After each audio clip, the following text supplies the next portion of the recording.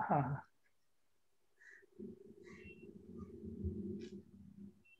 कात्यायनी। सर्वेभ्यो नमो नमः। कार्यक्रमं प्रारब्धामहे। अहं कात्यायनी, संस्कृत द्वितीय वर्षीया छात्रा, प्रणतिस्तबकम् आदाय अभिवादये। तथा च सेंट स्टीफेन्स महाविद्यालयस्य संस्कृत साहित्य सभया समायोजितायाम् अन्तर्जालीयायां संगोष्ठ्यां जूम ऐप इत्यस्य उपरि अत्र भवतां सर्वेषां सर्वासां च हार्दिकं स्वागतं व्याहरामि। अधुना अहं संस्कृत द्वितीय वर्षीयाम् आयुषीं निवेदयामि यत् मङ्गलगानेन उपस्थातव्यं तया। त्वमादिदेवः पुरुषः पुराणः, त्वमस्य विश्वस्य परं निधानं, वेत्तासि वेद्यं च परं च धाम, त्वया ततं विश्वमनन्तरूप। वायुर्यमोऽग्निर्वरुणः शशाङ्कः, प्रजापतिस्त्वं प्रपितामहश्च, नमो नमस्तेऽस्तु सहस्रकृत्वः, पुनश्च भूयोऽपि नमो नमस्ते, पुनश्च भूयोऽपि नमो नमस्ते। नमः पुरस्तादथ पृष्ठतस्ते, नमोऽस्तु ते सर्वत एव सर्व, अनन्तवीर्यामितविक्रमस्त्वं, सर्वं समाप्नोषि ततोऽसि सर्वः, सर्वं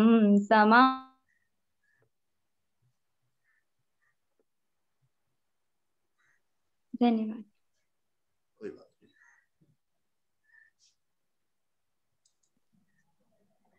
धन्यवादः आयुषी।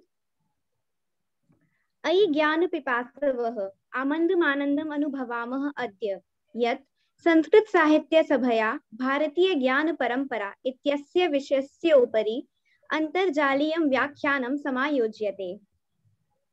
विषयस्य अस्य व्याख्यानाय अस्माकं मध्ये उपस्थिताः उत्तरप्रदेश संस्कृतसंस्थानस्य अध्यक्षाः माननीयाः डॉक्टर वाचस्पति मिश्र महोदयाः।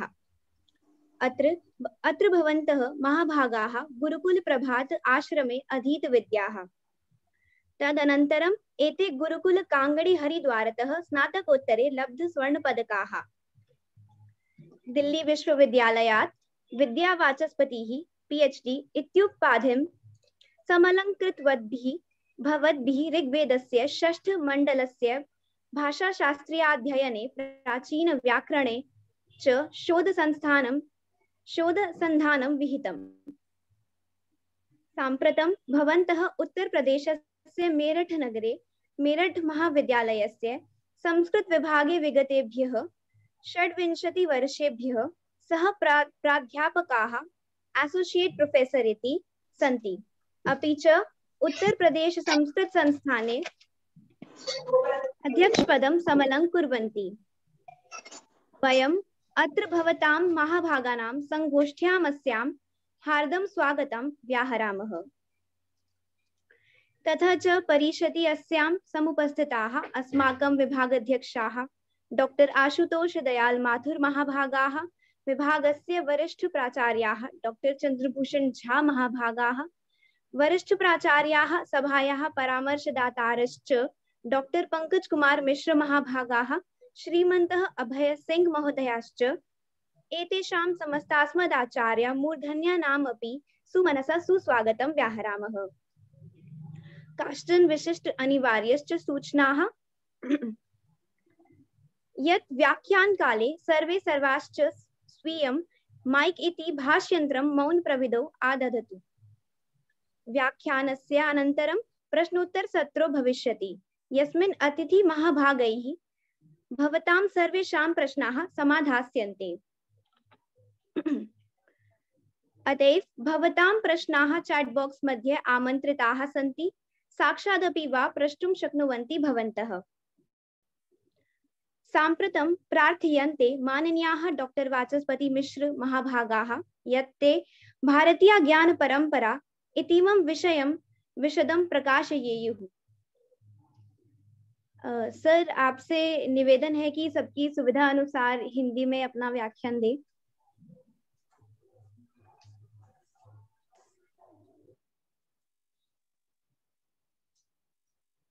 ओम सर्वात्मा सच्चिदानंदो विश्वादिः विश्वकृद्विभुः भूयात् तमाम सहायो नः सर्वेशो न्यायकृच्छुचिः। ओम शांतिः शांतिः शांतिः। ओम तत्र श्रद्धेयः मान्याः विभागाध्यक्षः माथुरमहाभागाः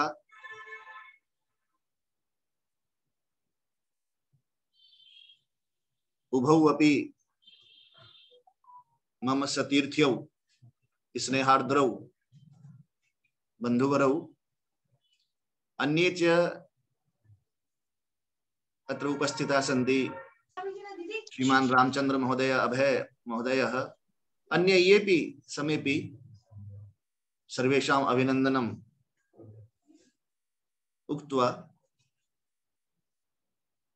स्वीयां वार्ताम् आरभे। आज जो ये शीर्षक हमने रखा है भारतीय ज्ञान परंपरा का, इसमें कई चीजें हम लोग इसमें समाविष्ट करेंगे।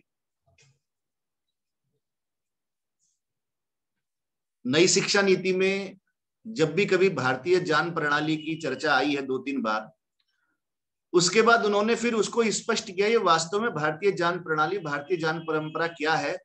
तो नई शिक्षा नीति में, राष्ट्रीय शिक्षा नीति 2020 में अपने आप लिखा गया कि संस्कृत ज्ञान प्रणाली, संस्कृत ज्ञान परंपरा। इस विषय में सबसे पहले जो मैं बात अपनी कहना चाहूंगा कि शब्द देखने में भारतीय ज्ञान परंपरा बड़ा गुरु गंभीर, गौरव और अपने आप में बहुत सारे आयामों को समेटे हुए, किंतु मैं इसे, जैसा कि नई शिक्षा नीति में संस्कृत शब्द को लिया हुआ है, उससे जोड़ते हुए कहना चाहूंगा कि यदि हम संस्कृत की दृष्टि से इस पर चर्चा करना प्रारंभ करेंगे तो शायद ग्रंथों तक हमारी बारी नहीं आने वाली है।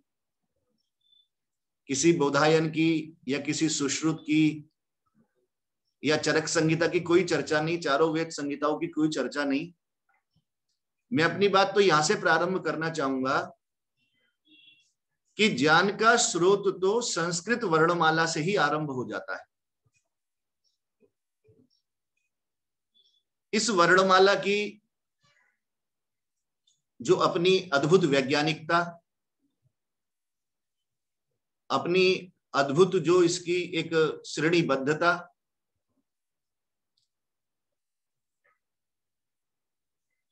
इस पर भी आज चर्चा ना करके, और ना ही मैं इस बात पे चर्चा ज्यादा करना चाहूंगा, किंतु संकेत थोड़ा सा करूंगा कि एक बहुत बड़ा विशाल साहित्य हमारे यहाँ बीजाक्षरों पर भी है कि संस्कृत वर्णमाला का, देवनागरी का प्रत्येक अक्षर किसी न किसी रहस्य को प्रकट कर रहा है।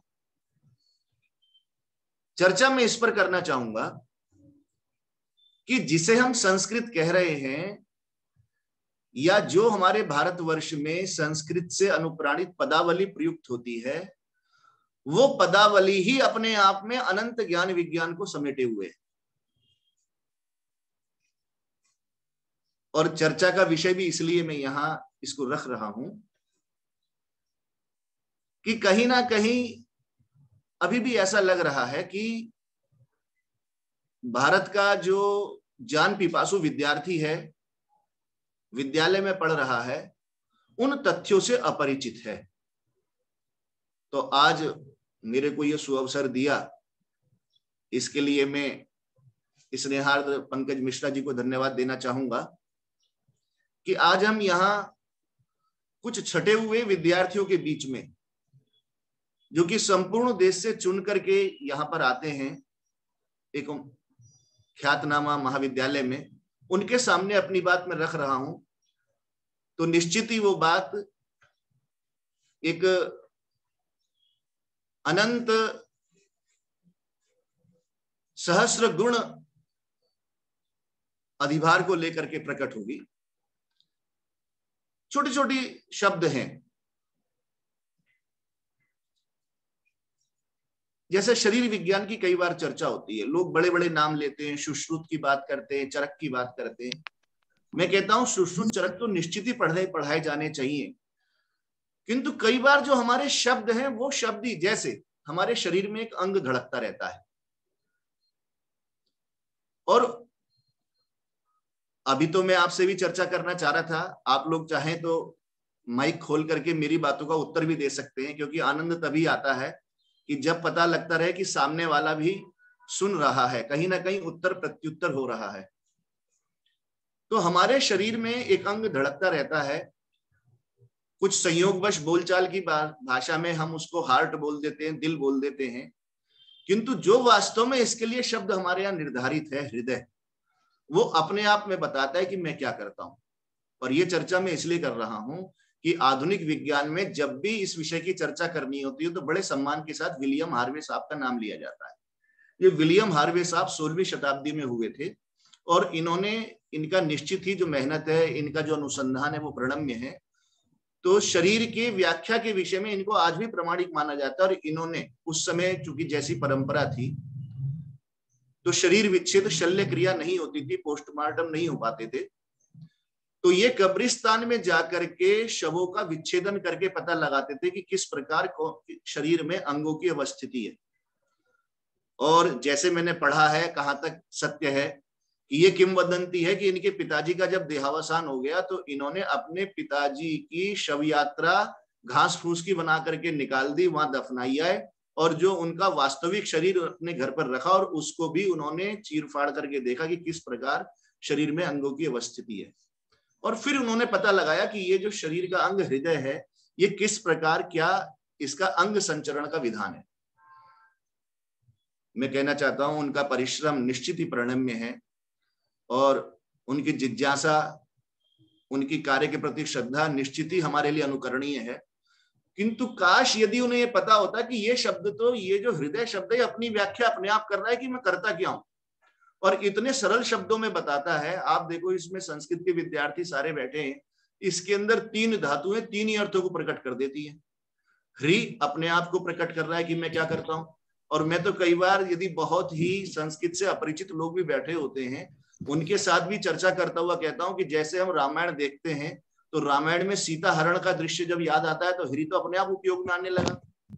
जिस विद्यालय के अंतर्गत आज हम कार्यक्रम कर रहे हैं, इस विद्यालय का निर्माण भी दान अनुदान से हुआ है, तो द शब्द अपने आप ही आ गया। हम लोग यहाँ बैठे हुए हैं, कुछ घर पर होंगे, कुछ कहीं ना कहीं उठ करके दूसरी जगह पहुंचे होंगे, तो कहीं ना कहीं हमारी एक यात्रा चल रही है, तो यह शब्द भी अपने आप आ गया। तो और थोड़ी बहुत संस्कृत तो भारत का अज्ञानी व्यक्ति भी पढ़ा होता है, जो मतलब सामान्यतः हमारे उत्तर प्रदेश में अनिवार्य है, तो पढ़ती पढ़ता पठंती सब याद कर लेते। मैंने कहा इतना ही इस पर लगा दो, ह्री का बना दो हरती, दा का बना दो ददाती, या का बना दो यापैती, और सूत्र बन गया हरति ददाती यापैती रक्तमिति हृदय। जो रक्त को ले ले, रक्त को दे दे और रक्त की बना के गति रखे, उसको हम क्या कहते हैं? हृदय कहते हैं। अब देखिए, मैंने कोई बहुत किसी ग्रंथ का नाम नहीं लिया, केवल मैं एक सामान्य बात कहना चाहता हूं कि ये शब्द परंपरा ही हमारे कितने बड़े ज्ञान के स्रोत को प्रकट कर रही है। ऐसे ही एक छोटी सी चर्चा और करके फिर बात को आगे ले जाऊंगा। आजकल बड़ी चर्चा चल रही है, और अभी नासा ने भी किया है कि अपने एक कृत्रिम रोबोट को, यान को मंगल ग्रह पर उतारा। निश्चित ही ये चीजें अपने आप में अनुकरणीय और हमें भी करनी चाहिए। तो कई बार मुझे आश्चर्य होता है कि जिस प्रकार से मंगल के विषय में चर्चा की जाती है, वो सारी की सारी चर्चा तो हमें अपने शब्दों के माध्यम से ही, मैं फिर आपसे कहना चाह रहा हूं कि मैं किसी ग्रंथ की चर्चा नहीं करूंगा। जो मंगल के पर्यायवाची शब्द हैं वो अपने आप में इतना स्पष्ट उल्लेख कर देते हैं कि वो अपने आप की क्या स्वरूप धारण कर के रखता है। आप देखिए जरा, हमारे यहाँ एक बड़ा प्रसिद्ध श्लोक है, और हो सकता है यहाँ भी बहुतों को याद हो, ब्रह्मा मुरारी त्रिपुरांतकारी भानु शशि भूमि सुतो बुधश्च, भूमि सुत कह देते हैं। और जैसे ही भूमि सुत कहते हैं तुरंत मुझे वो बात याद आने लगती है कि जब मैक्स मूलर साहब ने ईस्ट इंडिया कंपनी को कहा कि मेरा वेद भाष्य छाप दो, तो किसी ईस्ट इंडिया कंपनी के अधिकारी ने ये टिप्पणी कर दी कि अरे है क्या इनमें सब बात भारतीय बातों में। और उधर मैकाले ने भी कहा ही था कि भारत में कोई ज्ञान विज्ञान तो है ही नहीं, भारत का सारा ज्ञान विज्ञान एक शेल्फ जितना है हमारी लाइब्रेरी के। तो वो ये मानते हैं कि ये सब बातें गपोड़े हैं, ये तो ऐसे ही एक सेक्सुअल इनके मन में धारणाएं बनी रहती हैं। ऊपर देखा किसी को पिता बना दिया, किसी को माता बना दिया, और किसी को जो है उसका पुत्र बना दिया। किंतु मैं आपसे चर्चा करना चाहूंगा बहुत थोड़ी सी सामान्य बात है कि हमारी बोलचाल की भाषा में किस तरह से हम शब्दों का प्रयोग करते हैं। हमारे घर पे एक प्राणी आता है, उसको हम कह देते हैं शेर की मौसी। आप सोचो वो एक प्रकार से एक व्यंग्यात्मक उसके लिए हम शब्द व्यंजना में कह रहे हैं। यदि मान लो वास्तव में शेर की मौसी कहीं आ जाए तो क्या स्थिति बनेगी? वो हमारे घरों में घूमती रहती है बिल्ली। ऐसे ही एक सांप की मौसी भी कहलाती है, 4 पैर होते हैं और जीभ भी लपलपाती रहती है, उसको हम सांप की मौसी कह देते हैं। कई बार बोलचाल की भाषा में हम कह देते हैं, एक मुहावरा बड़ा प्रसिद्ध है यहाँ पर, चोर चोर मौसेरे भाई। कई बार ऐसे भी कह देते हैं, बात चर्चा चल रही होती है, अरे इसको ऐसे मत समझना, ये उसका ताऊ है। कई बार ऐसे बातचीत में मित्र बैठे हुए हैं, कहते बेटा तेरा क्या हाल चाल है, और बेटा। तो जब ये इस प्रकार के शब्दों का प्रयोग करते हैं तो आप बताइए क्या ये यौनिक संबंध है, क्या ये सेक्सुअल भावना के रूप में कह रहे हैं? नहीं। यदि हमको कभी गुणों की दृष्टि से कुछ बात कहनी है तो हम इस प्रकार के शब्दों का प्रयोग करते हैं। तो अब यदि आप इसी प्रकार गुणात्मक शब्दों के रूप में यहाँ पर देखना चाहें, यदि आप भौतिक दृष्टि से देखेंगे तो हो सकता है पृथ्वी का पुत्र जो चंद्रमा कहलाए, किंतु उसको हमारे यहाँ मामा कहा गया, उसको पुत्र नहीं कहा गया। पुत्र किसको कहा गया? पुत्र कहा गया मंगल को।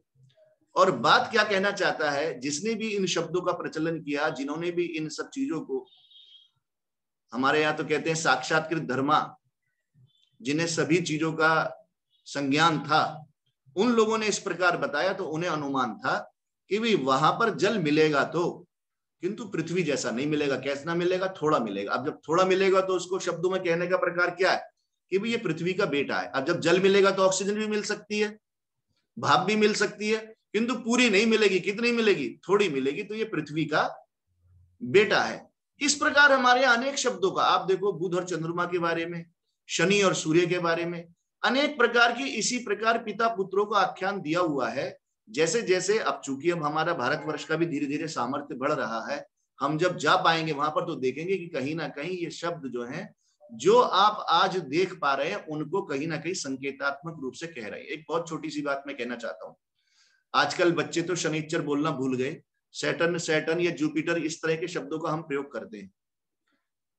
ठीक है, निश्चित ही ज्ञान विज्ञान से भरपूर ये जमाना है, और जितना ज्ञान विज्ञान इस समय चल रहा है, कुछ लोगों का कहना है कि ये पराकाष्ठा है, किंतु फिर भी मैं कहना चाहूंगा, ठीक है आप सैटर्न कह रहे हो या और किसी शब्द को कह रहे हो, किंतु जैसे ही आप संस्कृत के शब्द को कहते हो तो आपके सामने तो एक नया विज्ञान अपने आप उपस्थित हो गया, शनैश्चर, धीरे चलने वाला।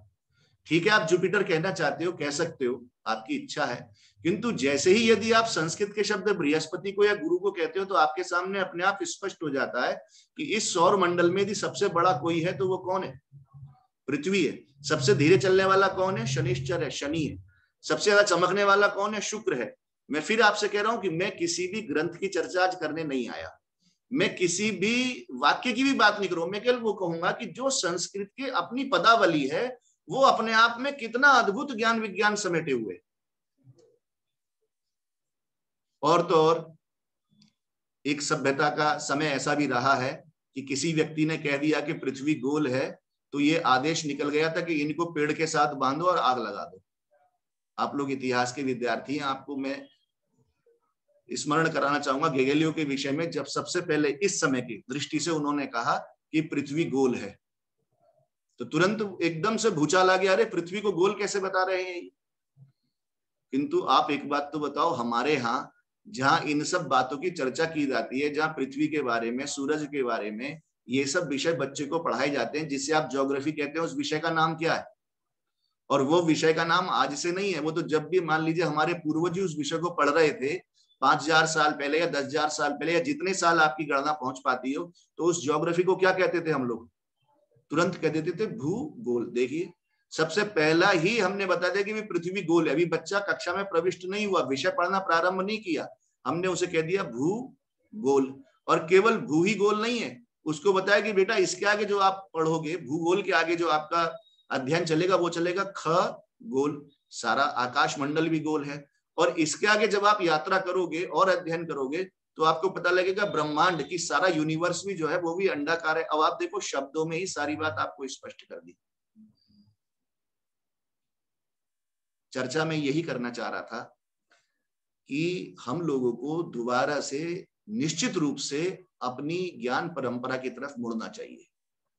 लाड़ में काले ने जो सबसे बड़ा षड्यंत्र किया, मैंने आज इसका शीर्षक संस्कृत इसलिए नहीं रखा कि संस्कृत सुनकर के हम जाते हैं कई बार अपने ही संबंधियों के परिवार के बच्चों में, कहते हैं कि संस्कृत विषय ले लो, तो तुरंत जो है सामने वाला बच्चा कंधा उचकाता है कि अरे संस्कृत। मुझे लगता है आप बच्चों को भी अनुभव होगा कि जैसे ही आप किसी को बताते हो कि मैं संस्कृत पढ़ता हूं तो सामने वाला मुंह बनाता हुआ, अरे कौन सा विषय पढ़ रहे हैं ये। किंतु नहीं, वास्तव में संस्कृत की ग्रंथ राशि नहीं, अब पदावली नहीं, वर्णमाला भी ज्ञान विज्ञान से युक्त है। किंतु चूंकि मैकाले ने कह दिया कि संस्कृत का सारा ज्ञान विज्ञान हमारी एक हमारे सेल्फ जितना है, तो बस सारा का सारा भारतवर्ष जो है इस हीन ग्रंथि का शिकार हो गया। किंतु हमारे यहां तो कहा गया एतद् देश प्रसूतस्य सकाशात् अग्र जन्मनः स्वम स्वम चरित्रम शिक्षेरन पृथिव्याम सर्वमानव।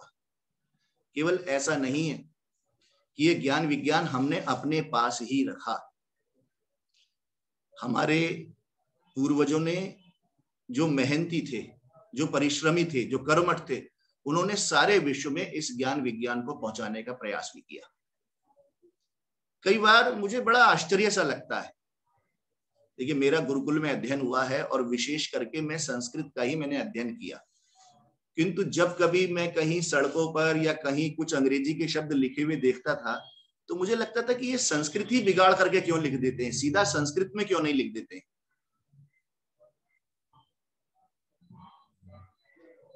पता नहीं, आप लोग ही इस विषय में थोड़ी चर्चा भी करेंगे कैसे हुआ।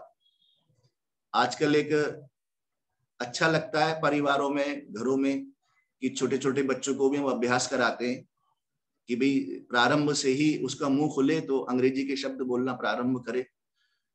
तो जैसे जैसे कभी कभी चर्चा होती है, वो कहता है पैर के बारे में फुट कहने लगता है, फिट कहने लगता है। तो मैं कहता हूं कि ठीक है फुट फिट आप कहते हो, किंतु जब भी पैर का कोई शब्द बनाना होता है तो फिर आप संस्कृत का सहारा क्यों लेते हो। आप देखो पैदल चलने वाला जो व्यक्ति होता है उसके लिए क्या शब्द होता है। मैं तो जब दिल्ली में जाता था, पढ़ रहा था, तो मैंने देखा कि लिखा हुआ था पेडेस्ट्रियन। ये जो है पैदल चलने वाले यात्रियों के लिए ये रास्ता बना हुआ है। और आप में से बहुत लोग साइकिल अब चला पाते हो नहीं चला पाते हो, किंतु साइकिल चलाते समय एक जगह पैर रखते हैं, उसको क्या कहते हो आप लोग? पैडल। अब देखो शब्द फुट और फीट प्रचलन में है, किंतु शब्द आप किससे बना रहे हो? पद से बना रहे हो।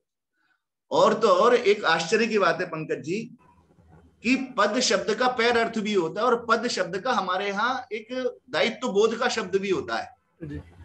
जैसे कहेंगे कि भाई मैं जो हूं इस समय अध्यक्ष के पद पर हूं।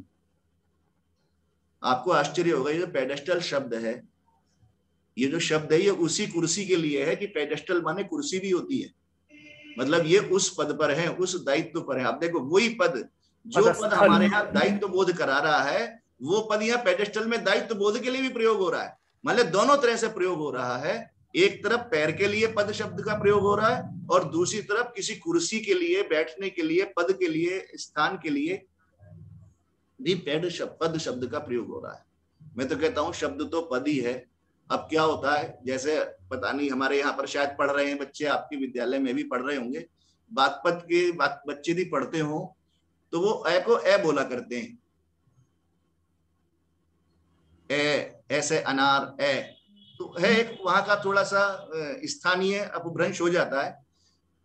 तो ऐसे ही मुझे लगता है कि पद को पै बोलते बोलते वह पेड पेड करने लगते हैं और पेड से पेडेस्ट्रियल बनता चला जाता है। कई बार बहुत ज्यादा, अभी मैंने आपको एक बताऊंगा, ये जो बच्चे बैठे हैं उनके लिए बड़ा एक सब, आजकल सबके पास मोबाइल है, आप लोग निकालना ऑनलाइन एमेटोलॉजी डिक्शनरी, किसी शब्द को लिखो, अभी आप चाहो तो अभी भी, आपके तो मोबाइल में भी लगा हुआ है, कंप्यूटर में लगा हुआ है तो अलग बात है, और यदि मोबाइल में है तो नहीं खोलेगा, बाद में खोलना। तो जैसी आप ऑनलाइन एमेटोलॉजी खोलोगे, डिक्शनरी है एक, किसी भी शब्द को लिखो, उसकी इतनी सारी वो बता देगा कि भाई ये जो है संस्कृत में ये है, अवेस्ता में ये है, किंतु दुर्भाग्य वाली बात ये है कि वो लिखता है काल्पनिक साक्ष्य, क्योंकि वो उस पद्धति में कह रहे हैं। वास्तव में तो काल्पनिक साक्ष्य क्या है, संस्कृत तो जीवित साक्ष्य है, काल्पनिक साक्ष्य थोड़ी मानेंगे इसको। जैसे ही कई बार चर्चा चलती है, अब आज देखते देखते बड़ा आश्चर्य हुआ, ये अब हम दांतों को टीथ कह देते हैं, टीथ या टूथ एक वचन बहुवचन की दृष्टि से, किंतु जैसे ही दांतों वाले शब्द की आप डिक्शनरी में देखना शुरू करो तो ठीक है, टूथपिक, टूथपेस्ट, ये सब तो मिल गया, किंतु और जो शब्द मिलने वाले हैं वो टूथ से या टीथ से नहीं बना रहे, वो किससे बना रहे हैं? दंत से। डेंटिस्ट, डेंटल, और एक शब्द नहीं है। मैं तो जब आज देख रहा था तो पूरे के पूरा शब्दों का समूह निकलता चला गया कि, और मैंने कहा भाई ये फिर टूथ कहां से आया, तो पता लगा कि जर्मन में दंत को टुंथ कहने लगे, अपभ्रंश हो गया। ये इसी डिक्शनरी में मिला, उन्होंने बताया कि जर्मन में ये कहते हैं, इसमें ये कहते हैं, अवेस्तन में ये कहते हैं, गाथिक में ये कहते हैं, ग्रीक में ये कह रहे हैं। वो बहुत अच्छी डिक्शनरी है, बल्कि हम सब संस्कृत वालों को जिस किसी शब्द को आप लिखोगे तुरंत उसका जो है वो संस्कृत भी दे रहा है और सब भाषाओं का दे रहा है। किंतु एक बात है कि बस उसके मन में यह है कि ये जो है कोई काल्पनिक मातृभाषा कोई और थी, उसकी सब ये पुत्रियां हैं। एक तो मुझे बड़ा आश्चर्य हुआ, मैं स्कूटर वाले के पास, स्कूटर में ठीक कराना था, मैं गया उसके पास, ऐसे ही कभी कभी शब्द एकदम से मुझे वो लगता है कि मैं कह क्या रहा है ये। उसने कहा बाबूजी इसका तो इग्निशन खराब हो गया। अरे मैंने कहा कह क्या रहा है ये, इग्निशन खराब हो गया, बात तो मेरे समझ आ गई वो जो कहना चाह रहा है, किंतु मुझे लगा कि ये अग्नि शब्द को बिगाड़ के क्यों कहना चाह रहा है। फिर आज मैंने जब देखा कि वास्तव में शब्द हमारा अग्नि जो है वो आप देखो स्लोवेनिक में बोला जा रहा है ओग्नि, जैसे हमारे बंगाल में जाओ तो ममता को मोमता, रसगुल्ला को रोसोगोल्ला। तो मैंने देखा आज पूरा मैंने इसको खोजा कि भाई ये इग्नि शब्द का क्या क्या है, तो पता लगा लिथुआनिया में बोला जा रहा है उग्नि और स्लोवेनिक में बोला जा रहा है ओग्नि, कहीं बोला जा रहा है इग्निस। अब आप देखो वो आ के ही अलग अलग कोई ऊ बोल, देखिए बोल तो अपने ढंग से वो आ ही रहा होता है, किंतु चूंकि हमारी श्रवण की दृष्टि या उनकी स्थानिक इस तरह से होता है, जैसे कभी आप तमिल का, तेलुगु वालों का, केरल वालों की कोई हिंदी सुनेंगे, या पंजाबी व्यक्ति कोई जरा थोड़ा सा पंजाबी बोलने वाला जब हिंदी बोलता है तो कहीं ना कहीं थोड़ा सा हमें शब्दों का उच्चारण का लगता है लहजा, और हमारा भी भाई मैं जिस लहजे से बोल रहा हूँ या आप जिस लहजे से बोलेंगे, दिल्ली वाले जिस लहजे से बोलेंगे, पश्चिम उत्तर प्रदेश का अलग लहजा है, तो वो लहजे का अंतर हो सकता है, किंतु शब्द अग्नि है वही इग्निस उग्निस हमें सुनाई दे रहा होता है। जैसे अश्मित शब्द है, अब किसी आप उर्दू वाले से बुलवाओगे तो वह ऐश्मित ऐश्मित बोलता रहेगा। तो ये जो ढंग है तो लगता है कि ये एतद् देश प्रसुतस्य सकाशाद अग्र जन्मना स्वम स्वम चरित्रम शिक्षेरन पृथिव्याम सर्व मानवा। चरित्र हमारे यहाँ व्यवहार का नाम है, तो ये भाषा व्यवहार पता नहीं लगता किस तरह सब देशवासियों ने कहां कहां किस तरह सीखा। एक शब्द है बड़ा, ये पथ पथ पथ कहते रहते हैं हम लोग संस्कृत में, और ये आपका उधर जो है पाथ। में इस शब्द का प्रयोग इसलिए करना चाह रहा हूं कि बड़ा विचित्र विचित्र शब्द मिल जाते हैं। आप देखो पथ पाथ, मतलब पाथ माने सड़क हो गया। अब हमारे यहाँ किसी किसी व्यक्ति को हिंदी में कहते हैं कि बेचारा वो तो सड़क पर आ गया, किसी की स्थिति जो है थोड़ी सी डामाडोल हो गई, दयनीय हो गई, तो हमारे यहाँ बोलचाल की भाषा में कहते हैं बेचारा वो तो सड़क पे आ गया। आप देखोगे ये पैथेटिक शब्द है अंग्रेजी का, इसका अर्थ ही है दयनीय। मैंने कहा देखो ये भी यही बात कह रहा है कि सड़क पे आने के लिए पैथेटिक शब्द का ही प्रयोग कर रहा है। तो इतना आश्चर्य होता है। अभी मैं आपसे चर्चा करना चाहूंगा, स्वम चरित्रम पर ही आगे बढ़ाऊंगा, कि आश्चर्य ये होता है कि ये जो गिनती है, जो ये पूरी की पूरी दुनिया में, अब तो 1 2 3 का बोलबाला हो गया, लिखने में भी हम जो है देवनागरी शब्दों का प्रयोग कम करते हैं, रोमन शब्दों का ही प्रयोग कर रहे हैं। किंतु इतना आश्चर्य होता है कि ये सारे की सारी जो भी अपनी संख्या है, ये पूरा का पूरा भारतवर्ष से अनुप्राणित है, और इस बात को सिद्ध कर रहा है कि स्वम स्वम चरित्रम शिक्षेरन पृथिव्याम सर्वमानवा। देखिए, मैं बात शुरू करूंगा वन के ऊपर, जो आपका पहला है, एकम द्वे त्रीणि चत्वारि पंच षट सप्त अष्ट नव दश। एकम के बारे में बाद में चर्चा करूंगा, मैं चर्चा करता हूं द्वे से। आप देखो, ये जो आपका शब्द है द्वा, अंग्रेजी में तो इसके लिए बोलचाल में तो टू बोला जाता है, किंतु आप देखो आनंद आ जाएगा, जितने अंग्रेजी वाले शब्द बना रहे हैं और बोलना नहीं आप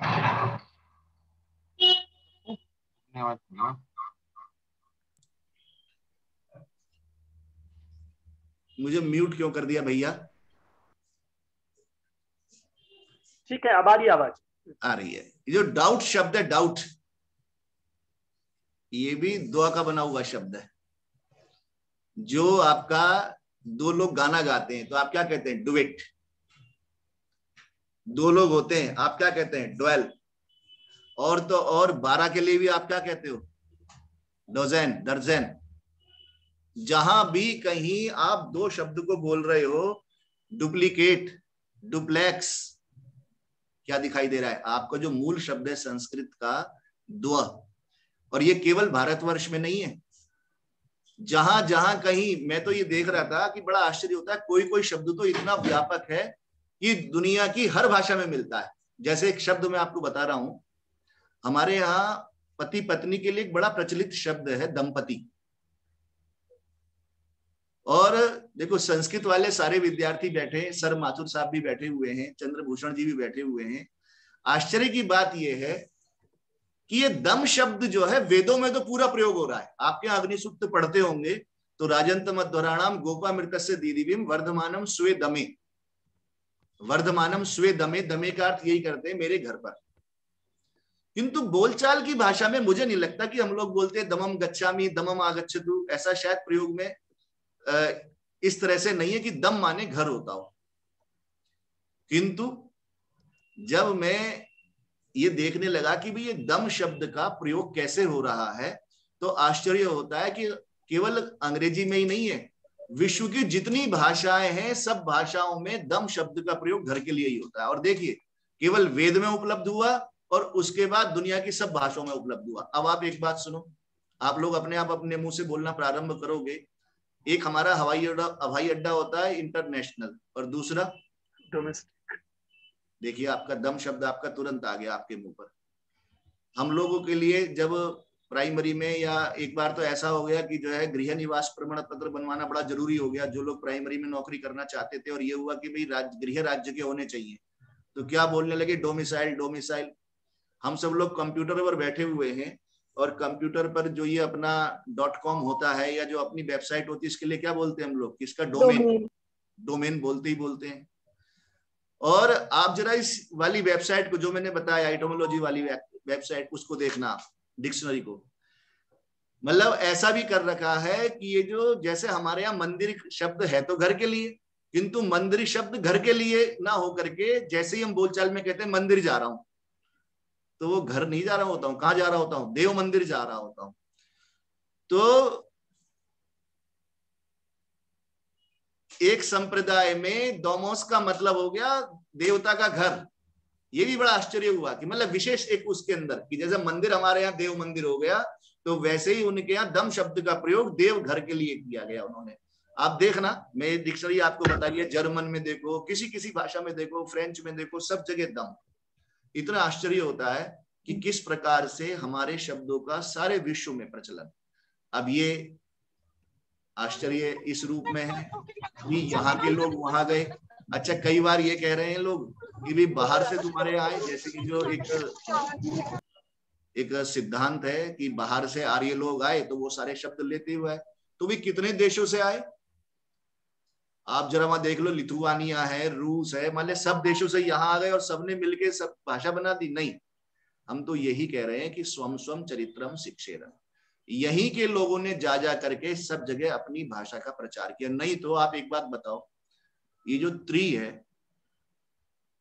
आप देखो वहां भी थ्री बोला जाता है, ट्रिपलेक्स, ट्रिपल। मैं आपको बताऊंगा, गिनती पे तो मुझे इतना आश्चर्य होता है कि सुनते सुनते आनंद आ जाता है। आज मैं देख रहा था, चतुर्थ के लिए जो हमारे यहाँ चत्वारा शब्द है, उसके लिए उन्होंने एक शब्द बना रखा है और वो कहते हैं क्वेटर। उसी डिक्शनरी में मैंने देखा, मैंने कभी ये चत्वारा का क्वार्टर कैसे बना। क्वार्टर देखिए अंग्रेजी में वैसे तो 4 बोला जाता है, तो उन्होंने बताया कि 4 जो है ये कैसे चतुर से 4 तक कहां तक पहुंचे हैं, उनकी अपनी व्याख्या है। किंतु है वो कि मूल संस्कृत उन्होंने बोले कि भी मूल शब्द जो है, उन्होंने एक शब्द बताया है, मतलब एक कल्पना की हुई है कि इंडो भारोपियन की पहले वाली कोर्टो, कोई पहली वाली भाषा है, पूर्व भाषा है, तो उसमें वो कह रहे हैं कि क्वेटर शब्द है, क्वेटवेर। जैसे हमारे यहाँ चत्वारा है तो उनके यहाँ है। अब इसको तो हम छोड़ देते हैं, क्वार्टर को, क्वेटवेर को, चत्वारों को छोड़ देते हैं। चाको को हमारे यहाँ बच्चे पढ़ते हैं, चौकू रहता है। अब दूसरे शब्द पे आ रहा हूं जो मुझे पढ़ के बड़ा आनंद आया। आपने देखा होगा व्यायाम करते समय एक जगह मुक्का मारा जाता है, देखे ना, जब कहीं वो जिम में जाते हैं तो कहीं ना कहीं एक मुक्का मारने का वो रहता है, उसे क्या कहते हैं? Punching bag. नहीं, पंचिंग बैग तो हो गया, वो क्या चीज है जिस जो मार रहे हैं हम? पंच, मुष्टि। तो कह रहा है कि ये पंच जो है संस्कृत का ही शब्द है। आप देखो जब आप मुक्का मार रहे हो तो किससे मार रहे हो? 5 से मार रहे हो ना आपने, पूरा का पूरा 5। तो वो इस बात की व्याख्या कर रहा है कि ये पंच जो आया है, ये पूरा का पूरा पंच संस्कृत का शब्द है और इसी से ये पंच बना लिया। अब आप दूसरा देखो, वो कहते हैं कि अब ये पंच का 5 तक कैसे पहुंचे?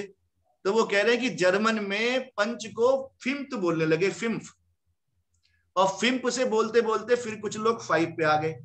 किंतु ये जो आपके ग्रीक वाले और लैटिन वाले हैं, ये तो पेंट ही बोलते हैं।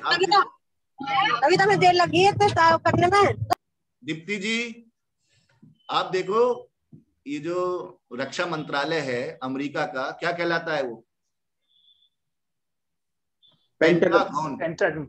पेंटागन, वो पंचकोण वाला है। पंचकोण है इसलिए पेंटागन, पंच। देखिए आप बोल रहे हैं पंच, वो क्या बोल रहे हैं? बोल पंच वो भी रहे हैं, किंतु थोड़ा सा उच्चारण का भेद है। तो क्या कह रहे हैं? पेंट, पेंट कह रहे हैं, पेंटा हाउस होते हैं आजकल। तो इतना आश्चर्य होता है कि देखो शब्द हमारे यहाँ, और ये निश्चित बात है भैया कि अब तो हम सिखाने गए नहीं है, अब तो हम उनकी भाषा सीख रहे हैं।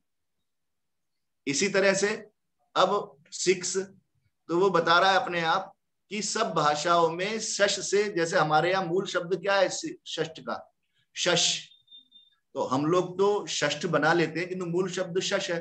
तो वो कह रहा है शश का ही मिलता जुलता, कहीं सोक्स है, कहीं सिक्स है, कहीं कुछ है, इस तरह से वो बता रहे हैं। अब आइए अगले शब्दों पर। अगले शब्द तो ऐसे हैं कि जो हम लोग इतना ज्यादा प्रयोग कर रहे हैं और अंग्रेजी में ही प्रयोग कर रहे हैं। देखिए हमारे यहाँ जो अब नया वर्ष आने वाला है, आज ही आपका 12वें महीने का दूसरा दिन है। जो भारतीय पद्धति के मास पद्धति है उसमें 12वें महीने का आज दूसरा दिन है। तो आज है फाल्गुन द्वितीया। अब ये पूरा होने वाला है और ये पूरा हो जाएगा। और ये कब पूरा होगा? मार्च में पूरा हो जाएगा।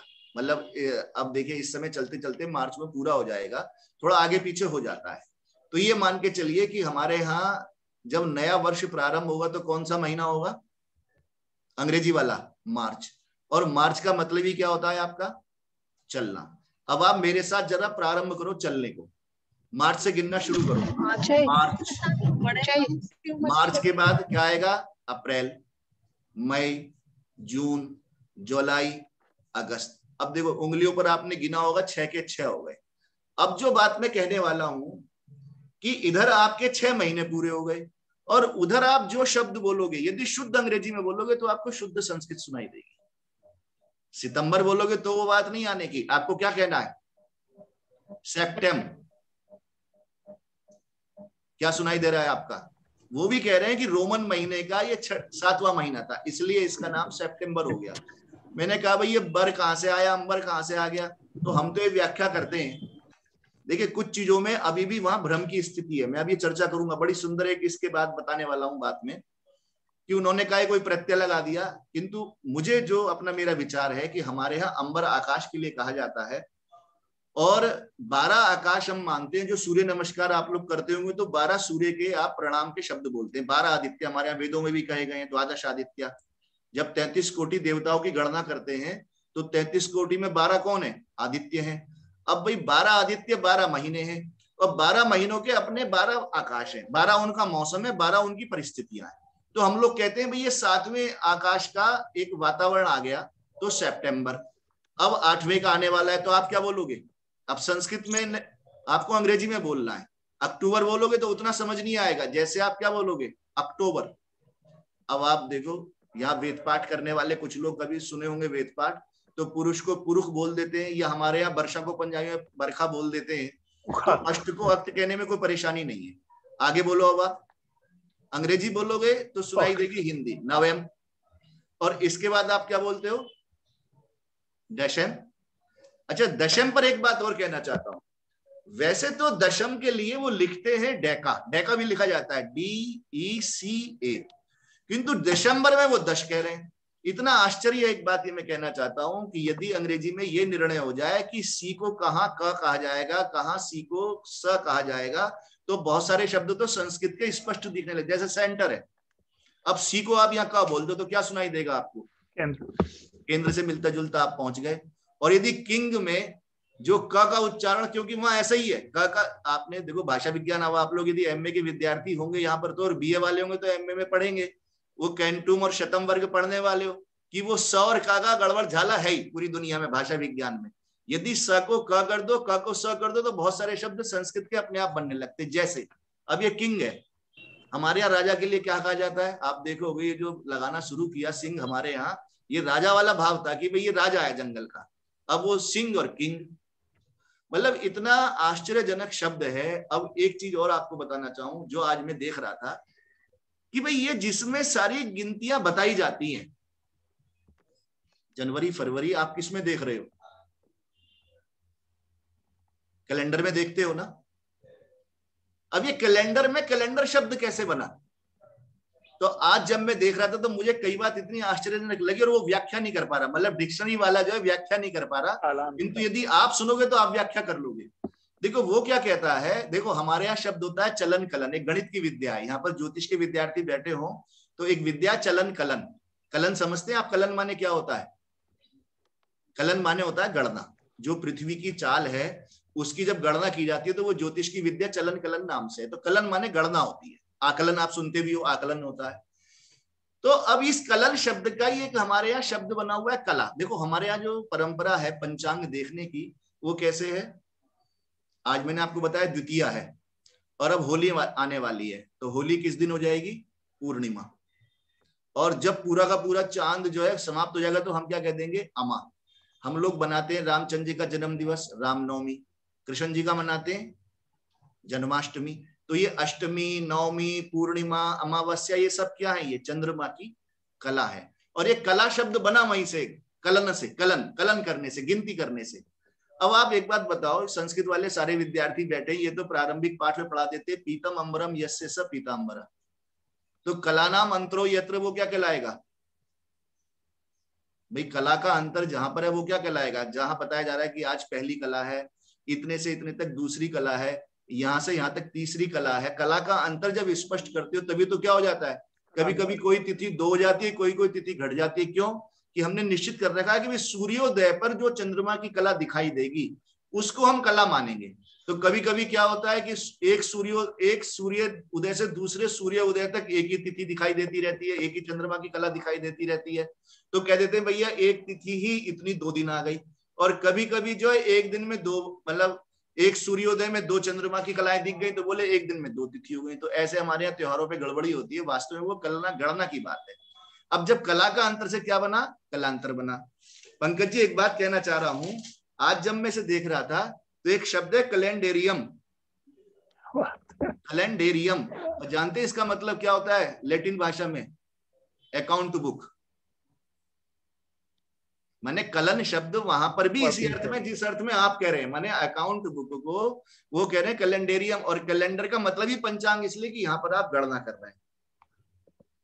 अनेक शब्द हैं, नाना शब्द, अलग अलग विचित्र विचित्र शब्द हैं। किंतु बात क्या है, कहीं ना कहीं हमारी प्रसुप्तावस्था है। प्रसुप्तावस्था, आपको थोड़े प्रसुप्तावस्था के उदाहरण दे रहा हूं। देखिए, हर एक को अपने गौरव पर स्वाभिमान होता है, अपने मतलब जो हमारी थाती है उस पर स्वाभिमान होता है। अब हम आज लोग कंप्यूटर के सामने बैठे और कंप्यूटर से ही ऑनलाइन एक ये बैठक कर रहे हैं। ये जिस समय कंप्यूटर की प्रोग्रामिंग शुरू हो रही थी, IBM कर रहा था, उनमें हो सकता है हम में से कुछ लोग उस समय पैदा भी नहीं हुआ। ये सन 60 की बात है। ये जो जावा आदि आजकल पाठ्यक्रम चल रहे हैं बहुत सारे, ये उस समय उनका मतलब उनका बीज वपन हो रहा था उस समय, एक प्रकार से 60 की बात है, अलगोल 60।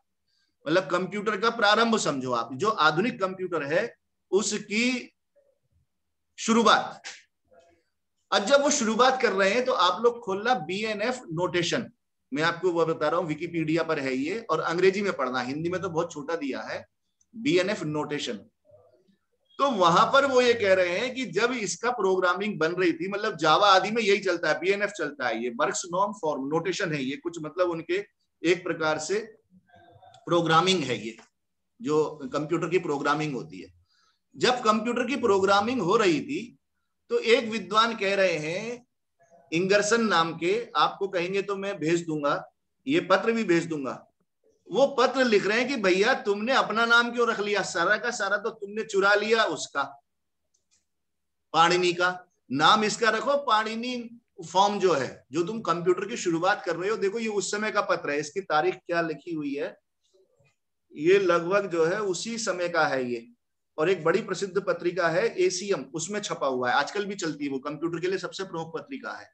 तो सन 60 में वो कह रहे हैं महाशय अमेरिका के अपने उन पर जिन लोगों ने प्रोग्रामिंग बनाया कि ले तो लिया तुमने साहब का पाणिनि का, तो वो कह रहा है कि पाणिनि बक्स फॉर्म इसका नाम रखो आप। अब आप देखो हमारे यहाँ जो सरकार थी उसे थोड़ा भी यदि गौरव होता तो आजकल जैसे कहते हैं ना कि भी हमारा समान है, हमारा बौद्धिक संपदा है, तो उसको हमें कॉपीराइट होना चाहिए, हमें कहीं ना कहीं श्रेय मिलना चाहिए। ठीक है, इतना पुराना है किंतु कहीं भी हमको श्रेय नहीं। मतलब वो स्पष्ट कह रहा है कि तुमने सारा का सारा उससे चुरा लिया। इस प्रकार कितनी ही विद्याएं, कितनी ही बुद्धियां लोग पढ़ते हैं, अपने नाम से बता देते और होता हमारा भारतीय ज्ञान परंपरा का अंश है। एक बात अब समाप्ति की ओर ले जाना चाहूंगा। मैंने 7 सूत्र बनाए हुए हैं संस्कृत के लिए कि संस्कृत या भारतीय ज्ञान परंपरा क्यों आवश्यक है। उसमें एक सूत्र मैंने ये बनाया हुआ है कि यदि वास्तव में भारत की आपको स्थिति सुधारनी है तो भारत के पास तो केवल एक ही रास्ता है और वो रास्ता है संस्कृत का।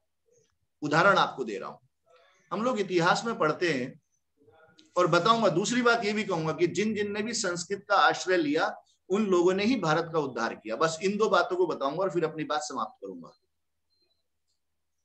अभी इस समय बहुत ज्यादा नाम लिया जा रहा है फाइयान का, और कई यूट्यूब पर आप देखोगे तो चीन और भारत ने मिलकर के कई उनकी वो भी बनाई हुई है, मतलब यूट्यूब पर उनका विवरण मिल जाएगा, वो वहां उनका मठ जिंदा है। और ये 3 यात्री जो आए थे, फाइयान, इत्सिंग और ह्वेनसांग, ये लोग जो हैं जब भारत में पढ़ने आए तो जवाहरलाल नेहरू जी अपनी पुस्तक में डिस्कवरी ऑफ इंडिया में लिखते हैं, मुझे वहीं से पता लगा कि ये सीधे भारत नहीं आए, ये पहले जावा सुमात्रा में 1 साल के लिए रुके। ये जो सुमात्रा बाली द्वीप की बात कर रहे हैं, और वहां क्यों रुके, तो वहां इन्होंने जो है 1 साल तक पहले संस्कृत की पढ़ाई की। और ये फाइयान की डायरी का अंश बता रहा हूं। फाइयान जैसे ही भारत आया तो उसने उतरते ही बोले कि चीन की दीवार खत्म होते ही सब तरफ संस्कृति संस्कृत दिखाई दे रही है। ये फाइयान के शब्द हैं ये, कि जैसे ही वो चीन की दीवार उसने पार की तो यहाँ सब उसे संस्कृत में ही बोलचाल करते हुए, संस्कृत में ही पढ़ते लिखते उसको दिखाई दिए। और देखिए अब आप उनकी, मैं इस बात को इसलिए भी कहना चाह रहा हूं, जैसे आज आप अमेरिका जाना चाहो या आप रशिया जाते हो पढ़ने के लिए, हमारे यहाँ बहुत सारे लोग जाते हैं रशिया पढ़ने के लिए, डॉक्टरी करने के लिए, MBBS करने के लिए, तो उन्हें 1 साल पहले रशिया अपनी भाषा पढ़ा देता है। अमेरिका जाना चाहते हो तो पहले अंग्रेजी की परीक्षा लेगा, दोबारा प्रारंभ कर दिया अमेरिका ने कि भैया हमारे यहाँ आओगे तो पहले हम तुम्हारी परीक्षा लेंगे कि तुम हमारी भाषा जानते हो या हमारी भाषा बिगाड़ दोगे कनाडा की तरह। तो जब भारत लोग आते थे तो उनके लिए एक आवश्यक तथ्य था कि आपको क्या जानना चाहिए, संस्कृत जानना आपके लिए आवश्यक है। और फिर जब वो आते हैं तो क्या लिखते हैं कि भाई यहाँ तो ताले की आवश्यकता नहीं है, यहाँ तो कहीं चोरी नहीं हो रही है। तो इससे क्या सिद्ध हो रहा है, मैं तो कभी कभी मजाक में कह देता हूं कि भैया संस्कृत वाले क्या पढ़ते रहते हैं, सर्वे भवन्तु सुखिनः, सर्वे सन्तु निरामया, सर्वे भद्राणि पश्यन्तु, माँ कश्चित् दुःखभाग् भवेत्, मातृवत् परदारेषु पढ़ते रहते हैं। और हमारे यहाँ छोटे बच्चे को क्या रटवा देते हैं आजकल, जॉनी जॉनी, यस पापा, और ईटिंग शुगर, खा पी ले बेटा, पकड़ा जाए तो भैया तू हा हा करके पतली गली से निकल लेना। अब जब छोटे में ही तुमने संस्कार दे दिया कि खा ले पी ले, जितना मौज कर सकता हो कर, पकड़ा जाए तो निकल लेना, हंस लेना थोड़ा बहुत, मुस्कुरा के पतली गली से निकल लेना। तो यदि संस्कृत आती है तो दोबारा संस्कृति आ सकती है। और अंतिम बात कहना चाहूंगा, भारतवर्ष का जब भी उद्धार हुआ है, देखिए अभी 27 तारीख को चंद्रशेखर आजाद की जन्म स्मृति दिवस था, उस दिन उनको शायद उनका बलिदान हुआ था। पता नहीं आप लोगों में से कितने विद्यार्थी जानते हो कि चंद्रशेखर आजाद संस्कृत के विद्यार्थी थे, और वो संस्कृत का विद्यार्थी सारे क्रांतिकारियों का गुरु था। एक में प्रधानमंत्री, हमारे प्रधानमंत्री वंदनीय हैं, और इनकी विशेषता ये है कि जब भी कोई व्याख्यान देते हैं तो कोई ना कोई एक आधी सूक्ति जो है जरूर पढ़ते हैं। संस्कृत की सूक्ति के बिना हम तो देखते हैं कि भाई आज के व्याख्यान में क्या सूक्ति देने वाले हैं, और कल के व्याख्यान में भी इन्होंने संस्कृत का महिमा गान कर दिया। कल जो मन की बात हुई थी वहां भी संस्कृत की कबड्डी की इन्होंने चर्चा कर दी। तो इनका संस्कृत में लगाव अद्भुत है। किंतु आप एक बात सोचो, हजारों सालों से कोई एक ऐसा प्रधानमंत्री आपका हुआ था जिसने लाहौर तक झंडे गाड़ दिए थे? नहीं तो अभी तक सब हमारी जमीनें घट ही रही थी, बढ़ कहीं नहीं रही थी। किंतु एक हुआ, और वो पंकज जी की तरह और चंद्रभूषण जी की तरह संस्कृत का ही विद्यार्थी था, काशी विद्यापीठ में संस्कृत का ही अध्यापक था। तो जैसे संस्कृत का विद्यार्थी सबका नेतृत्व कर सकता है, वैसे ही संस्कृत का अध्यापक ही भारतवर्ष के लिए गौरव द्वारा ला सकता है। और इसके लिए हमारे सामने उदाहरण है लाल बहादुर शास्त्री का। तीसरा उदाहरण और देना चाहूंगा। ठीक है, गांधी जी के लिए मेरा अभिनंदन है, प्रणाम है, उनका पुरुषार्थ, उनका परिश्रम, उन्होंने जो जन जागरण किया उसकी कोई निश्चित ही कोई उसकी तुलना नहीं कर सकता। किंतु भारतवर्ष की जो स्वतंत्रता प्राप्ति है उसमें सबसे बड़ा योगदान जो है वो है आजाद हिंद फौज का। यदि आजाद हिंद फौज पर जो मुकदमा प्रारंभ हुआ, उस मुकदमे के कारण से मुंबई में और कराची में जो सैनिक विद्रोह होने लगा, उस कारण से आप देखो अंग्रेजों को लगा कि भैया यदि अब नहीं गए तो फिर पिट के जाना पड़ेगा। अब तो आराम आराम से संधि करके निकल लेंगे, आराम से चले जाएंगे, कॉमनवेल्थ में भारत रह जाएगा। और यदि ये सेना कहीं हमसे विद्रोह कर गई तो फिर वो दोबारा 1857 वाला गदर ना हो जाए। और ये विद्या बुद्धि किसकी थी? ये विद्या बुद्धि भी एक संस्कृत के विद्वान की थी। आप में से बहुत सारे लोग संस्कृत में IAS की तैयारी कर रहे हैं। भैया क्यों लेना चाह रहे हो? उस समय ICS थी, जो आप आज IAS कहते हो उसे उस समय कहते थे IAS। ICS में जो प्रवेश लेगा तो कहीं ना कहीं उसका संस्कृत के प्रति अनुराग तो होगा, कहीं ना कहीं संस्कृत के अंदर उसकी गति होगी। तो पता नहीं आप लोगों को पता नहीं हो, और पता हो तो बहुत अच्छी बात है। मैं बताना चाहता हूं कि सुभाष चंद्र बोस ICS उस समय की, जो IAS आज है, उस समय बहुत अच्छे अंकों से उत्तीर्ण हुए थे। और जानते उन्होंने विकल्प में क्या विषय लिया था? संस्कृत ही विषय लिया हुआ था। तो मैं तो कहता हूं कि भैया चाहे संस्कृत का विद्यार्थी हो वो नेतृत्व कर रहा है, संस्कृत का अध्यापक हो वो संस्कृत का नेतृत्व कर रहा है, और सुभाष चंद्र बोस की तरह संस्कृत का अनुरागी हो वो भी भारत के लिए नेतृत्व करने वाला है। तो यदि भारत में परम वैभव कभी भी आएगा तो वो संस्कृत के माध्यम से ही आना है। और इस बात को देखो हमारे महापुरुषों ने समझा। आप लोगों में से बहुतों को पता भी होगा, भारत के संविधान का प्रारूपण जो था डॉक्टर अंबेडकर ने किया, और उनके लिए मैं भारत रत्न और बोधिसत्व शब्द लगाना चाहता हूं कि वास्तव में बोधिसत्व थे वो। अकेला व्यक्ति उस समय नेहरू से जाकर के भिड़ गया था कि संस्कृत को भारत की राजभाषा बनाओ। वो तो चूंकि कुछ क्या दुर्भाग्य सौभाग्य मैं नहीं समझता क्या कारण रहा कि जब वोटिंग हुई तो केवल एक वोट से संस्कृत भाषा जो है वो राजभाषा के पद से पदच्युत हो गई। नहीं तो डॉक्टर अंबेडकर का ये कहना था कि यदि भारत को जानना है और भारतवर्ष को एक सूत्र में बांध के रखना है, आज जो दुर्दशा है, देखो केवल आज हिंदी की दुर्दशा नहीं है, आप तमिल वालों से पूछो उनकी भाषा की दुर्दशा, तेलुगु वालों से पूछो उनकी भाषा की दुर्दशा। एक दो पीढ़ी के बाद तो बच्चे अपनी भाषाओं को बोलना भूल जाएंगे। आप जरा घरों का स्थिति का ज्ञान करके देखो तो सारी भाषाएं जो है ये मुमूर्षु हैं, सब बालक बोलना भूल रहे हैं, अब सब गिटर पिटर करने पे लगे हुए हैं। किंतु वो कहते थे कि भारत को एक सूत्र में बांधना है तो आप संस्कृत को राजभाषा बनाओ। और वो बोधिसत्व का मतलब होता है जो बुद्धत्व को प्राप्त होने वाला है, जिसको सारा ज्ञान प्राप्त होने वाला है, उनको सारा ज्ञान प्राप्त होने वाला था और उन्होंने स्थिति भांप ली थी कि भारत का यदि उद्धार हो सकता है तो उसका केवल एकमात्र रास्ता क्या है, भारत की राजभाषा संस्कृत बनाई जाए। आज बने, कल बने, 10 साल बाद बने, 20 साल बाद बने। देखिए राम जन्मभूमि का आंदोलन सफल हुआ, हजारों साल लगे, सफल होगा ही होगा। किंतु यदि आपका दोबारा से गौरव प्राप्त करना है तो रास्ता केवल एकमात्र, और इस बात को केवल उन्होंने नहीं, आप जितने महापुरुष देखो, महात्मा गांधी ने तो ये कहा है, एक शिक्षा परिषद की बैठक हो रही है स्वतंत्रता से पहले, भारतीय शिक्षा परिषद, बोले संस्कृत अनिवार्य कर दो सबके लिए। राजेंद्र प्रसाद जी, पूरी पुस्तक है मेरे सामने ही रखी हुई है, राजेंद्र प्रसाद जी का कल कोई दिवस था, मैं शायद जन्म दिवस था कल राजेंद्र प्रसाद जी का, उन्होंने पूरे व्याख्यान दिए 4, संस्कृत और संस्कृति। विवेकानंद जी, जिनके लिए भारत इस समय बड़ा अपने आप को गौरव अनुभव करता है कि हमारे एक महापुरुष विवेकानंद जी, उनके यहाँ तो नियम है कि भी संस्कृत पढ़नी है। स्वामी दयानंद जी, जिनके कारण से आज गुरुकुल चल रहे हैं, उन्होंने तो संस्कृत के लिए बड़ा प्रयास किया, और ये सब भारत की गौरव को बढ़ाने वाले थे। तो यदि दोबारा से गौरव बढ़ सकता है तो उसका केवल एकमात्र रास्ता कहाँ है, वो केवल संस्कृत के पास है, जिसके लिए हम सौभाग्यशाली है कि हम सब लोग उसको पढ़ रहे हैं। और अंतिम बात ये है कि ये वास्तव में देवी भाषा है, ये अमर भाषा है। पंकज जी, एक बात बताऊं आपको, आप तो बहुत विद्याओं के जानकार हैं, बौद्ध और जैन धर्म के वो ग्रंथ सुरक्षित है जिनका संस्कृत में अनुवाद हो गया।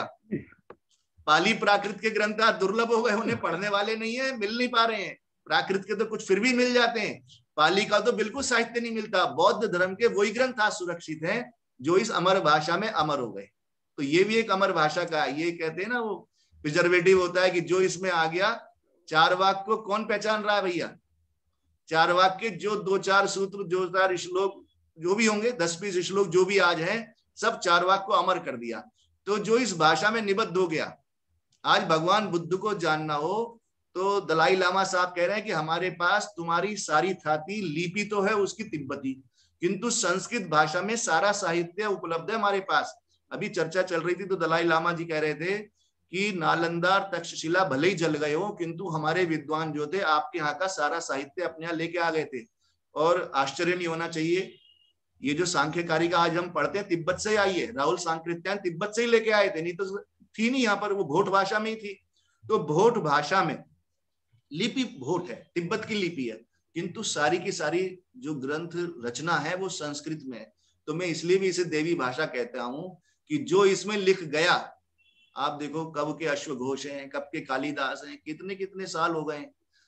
ऐसा नहीं है कि उस समय हिंदी या कोई ये अपनी प्रादेशिक भाषा नहीं होंगी, तमिल भी उतनी पुरानी है जितनी पुरानी संस्कृत है, तेलुगु, मलयालम, हिंदी का भी जो रूप है कुछ ना कुछ रूप पहले भी रहा होगा। अभी कालिदास ने भी तो अपभ्रंश का प्रयोग किया है शाकुंतलम में।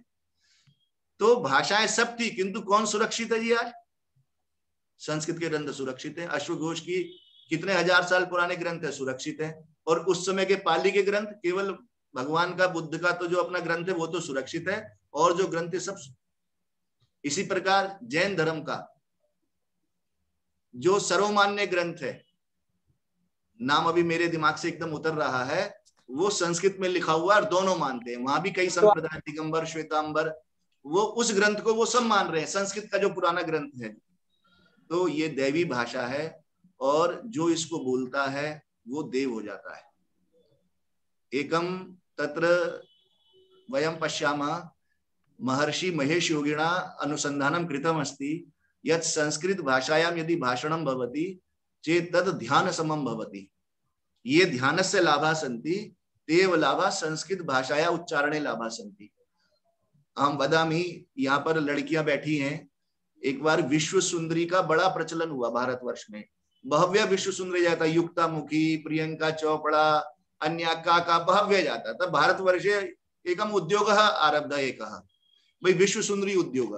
तो तस्मिन् समय इंडिया टुडे पत्रिकया एक विशेषांक कृत विश्व सुंदरी विशेषांक। तस्मिन् विशेषांके इंडिया टुडे लेखक लिखति यत् सर्वाणि तत्र कार्याणि भवन्ति। कश्चित् दन्तान् संशोधयति, कश्चित् अंगानां विश्लेषणं करोति, वस्त्राणां विश्लेषणं करोति कि कैसे कपड़े पहनने हैं, कैसे टांगे हो, कैसे दांत हो, कैसे नाक हो, कैसे बाल हो, सर्वेषां तत्र एक सज्जां कारयति।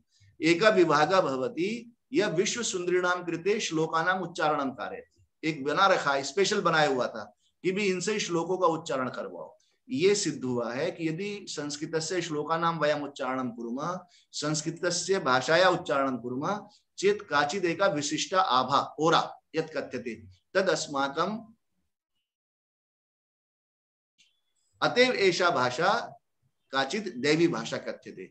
पश्यतु, यदा वयं वदामः रामः गृहं गच्छति, अब रामः आपने विसर्ग बोला, रामः बोल के देखो आप, शांति ही, तो कहीं ना कहीं कपाल भाती और भस्त्रिका हो गई होगा, सूक्ष्म होगा।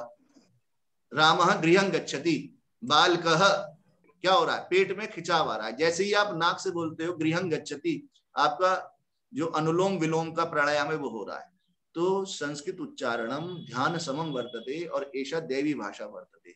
तो सप्त सूत्राणि मया कृतानि सन्ति, तेषां सप्त सूत्राणाम उच्चारणं कृत्वा ये बालका सन्ति ते लिखितुमपि शक्नुवन्ति। अहम अलम स्वकीयं व्याख्यानं समापयामि। प्रथमं तो अस्ति संस्कृतं भारतस्य आत्मा। यत्र कुत्रापि अस्माकं प्रधानमन्त्रिणः राष्ट्रपतयः गच्छन्ति तत्र सर्वे जनाः गानं कुर्वन्ति। संस्कृतं भारतस्य आत्मा। एकां वार्तां पश्यतु, प्रादेशिक लेखक एकस्मिन् एके, मलयालम लेखक उत्तर प्रदेशे न भविष्यति और हिंदी लेखक केरले न भविष्यति, परं संस्कृत लेखक केरलेपि अस्ति, अन्यद् उत्तर प्रदेशेपि अस्ति, कश्मीरेपि अस्ति। भास कुत्रत्य आसीत्, भास केरलस्य आसीत्। तो एषा भारतस्य आत्मा अस्ति और न केवलं भारतस्य आत्मा अस्ति, अहं तो वदामि विश्व बन्धुत्वस्यपि या अस्ति। अत्र चंद्रभूषण झा महोदय अस्ति, विदेशेषु बहु गच्छति। तो सर्वे ये विदेशस्थ विद्वांसः, जर्मन देशस्थ संस्कृते लिखति, अमेरिका देशस्थ विद्वान् संस्कृते लिखति, इटली निवासी विद्वान् संस्कृते लिखति। वयम् इटली भाषायां तो न लिखितुं शक्नुमः। कश्चित् बलराम शुक्लः एका एव पार्सी भाषां जानीयात्, परं तत्र बहवः सन्ति संस्कृतं जानन्ति। तो सर्वेषु अपि देशेषु संस्कृतस्थ विद्वांसः सन्ति। यदि विश्वबन्धुत्वमपि, मया बहूनि उदाहरणानि दत्तानि, बन्धुत्वमपि अपेक्षते चेत् वसुधैव कुटुम्बकस्य साधिका का भाषा, संस्कृतं। द्वितीयं संस्कृतम् अखिलं ज्ञानमूलं, न ग्रन्थराशिषु ज्ञान विज्ञानम् अपितु वर्णमालायामपि ज्ञान विज्ञानम्, पदावलीषु भी ज्ञान विज्ञानम्। तृतीयं संस्कृतं पठ आधुनिको भव। मैंने आपको कंप्यूटर की बात बताई, ये जो चल रही है ना आर्टिफिशियल इंटेलिजेंस, इसका जब भी पढ़ाई होती है तो कहीं ना कहीं थोड़ा बहुत पैरा संस्कृत का भी आता है, क्योंकि अब भी आशा की किरण है कि संस्कृत के द्वारा इसमें हमको बहुत लाभ हो सकता है।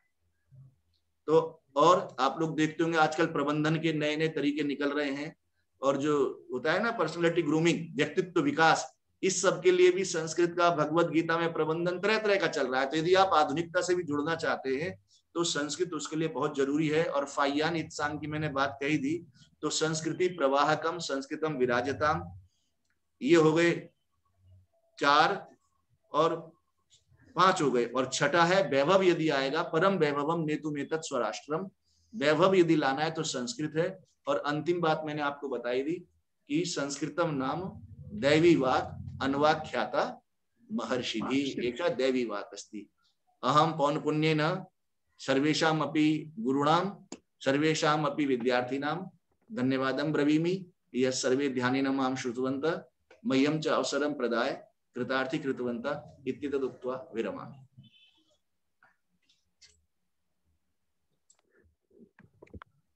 भूयो भूयः धन्यवादाः महाभागेभ्यः। अधुना भवतां भवतीनां च प्रश्नाः आमन्त्रिताः सन्ति।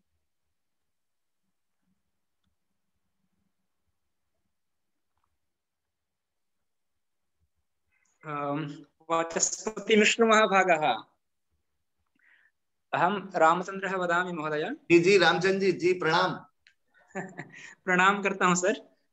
सर्वप्रथमं तु अहमेतद् वक्तुम् इहे यत् बहुत्र बहुविधानि व्याख्यानानि मया श्रुतानि श्रूयन्ते च, परम् अद्य भवता प्रस्तुतं व्याख्यानं प्रथमम् एवं विधम् अस्ति येन सर्वथा नूतनपन्था अस्मभ्यम् आविष्कृतः। तर्हि हृदय आभारं प्रकटयामि कि बहुत आभारी हूँ। मुझे ऐसा लगा कि मैं केवल कार्यक्रम में सहभागी रहूंगा और कुछ सुन पाऊंगा, पर मुझे ये विश्वास बिल्कुल भी नहीं था सुनने से पहले कि इतना बड़ा बिल्कुल एक नया विषय मेरे सामने होगा।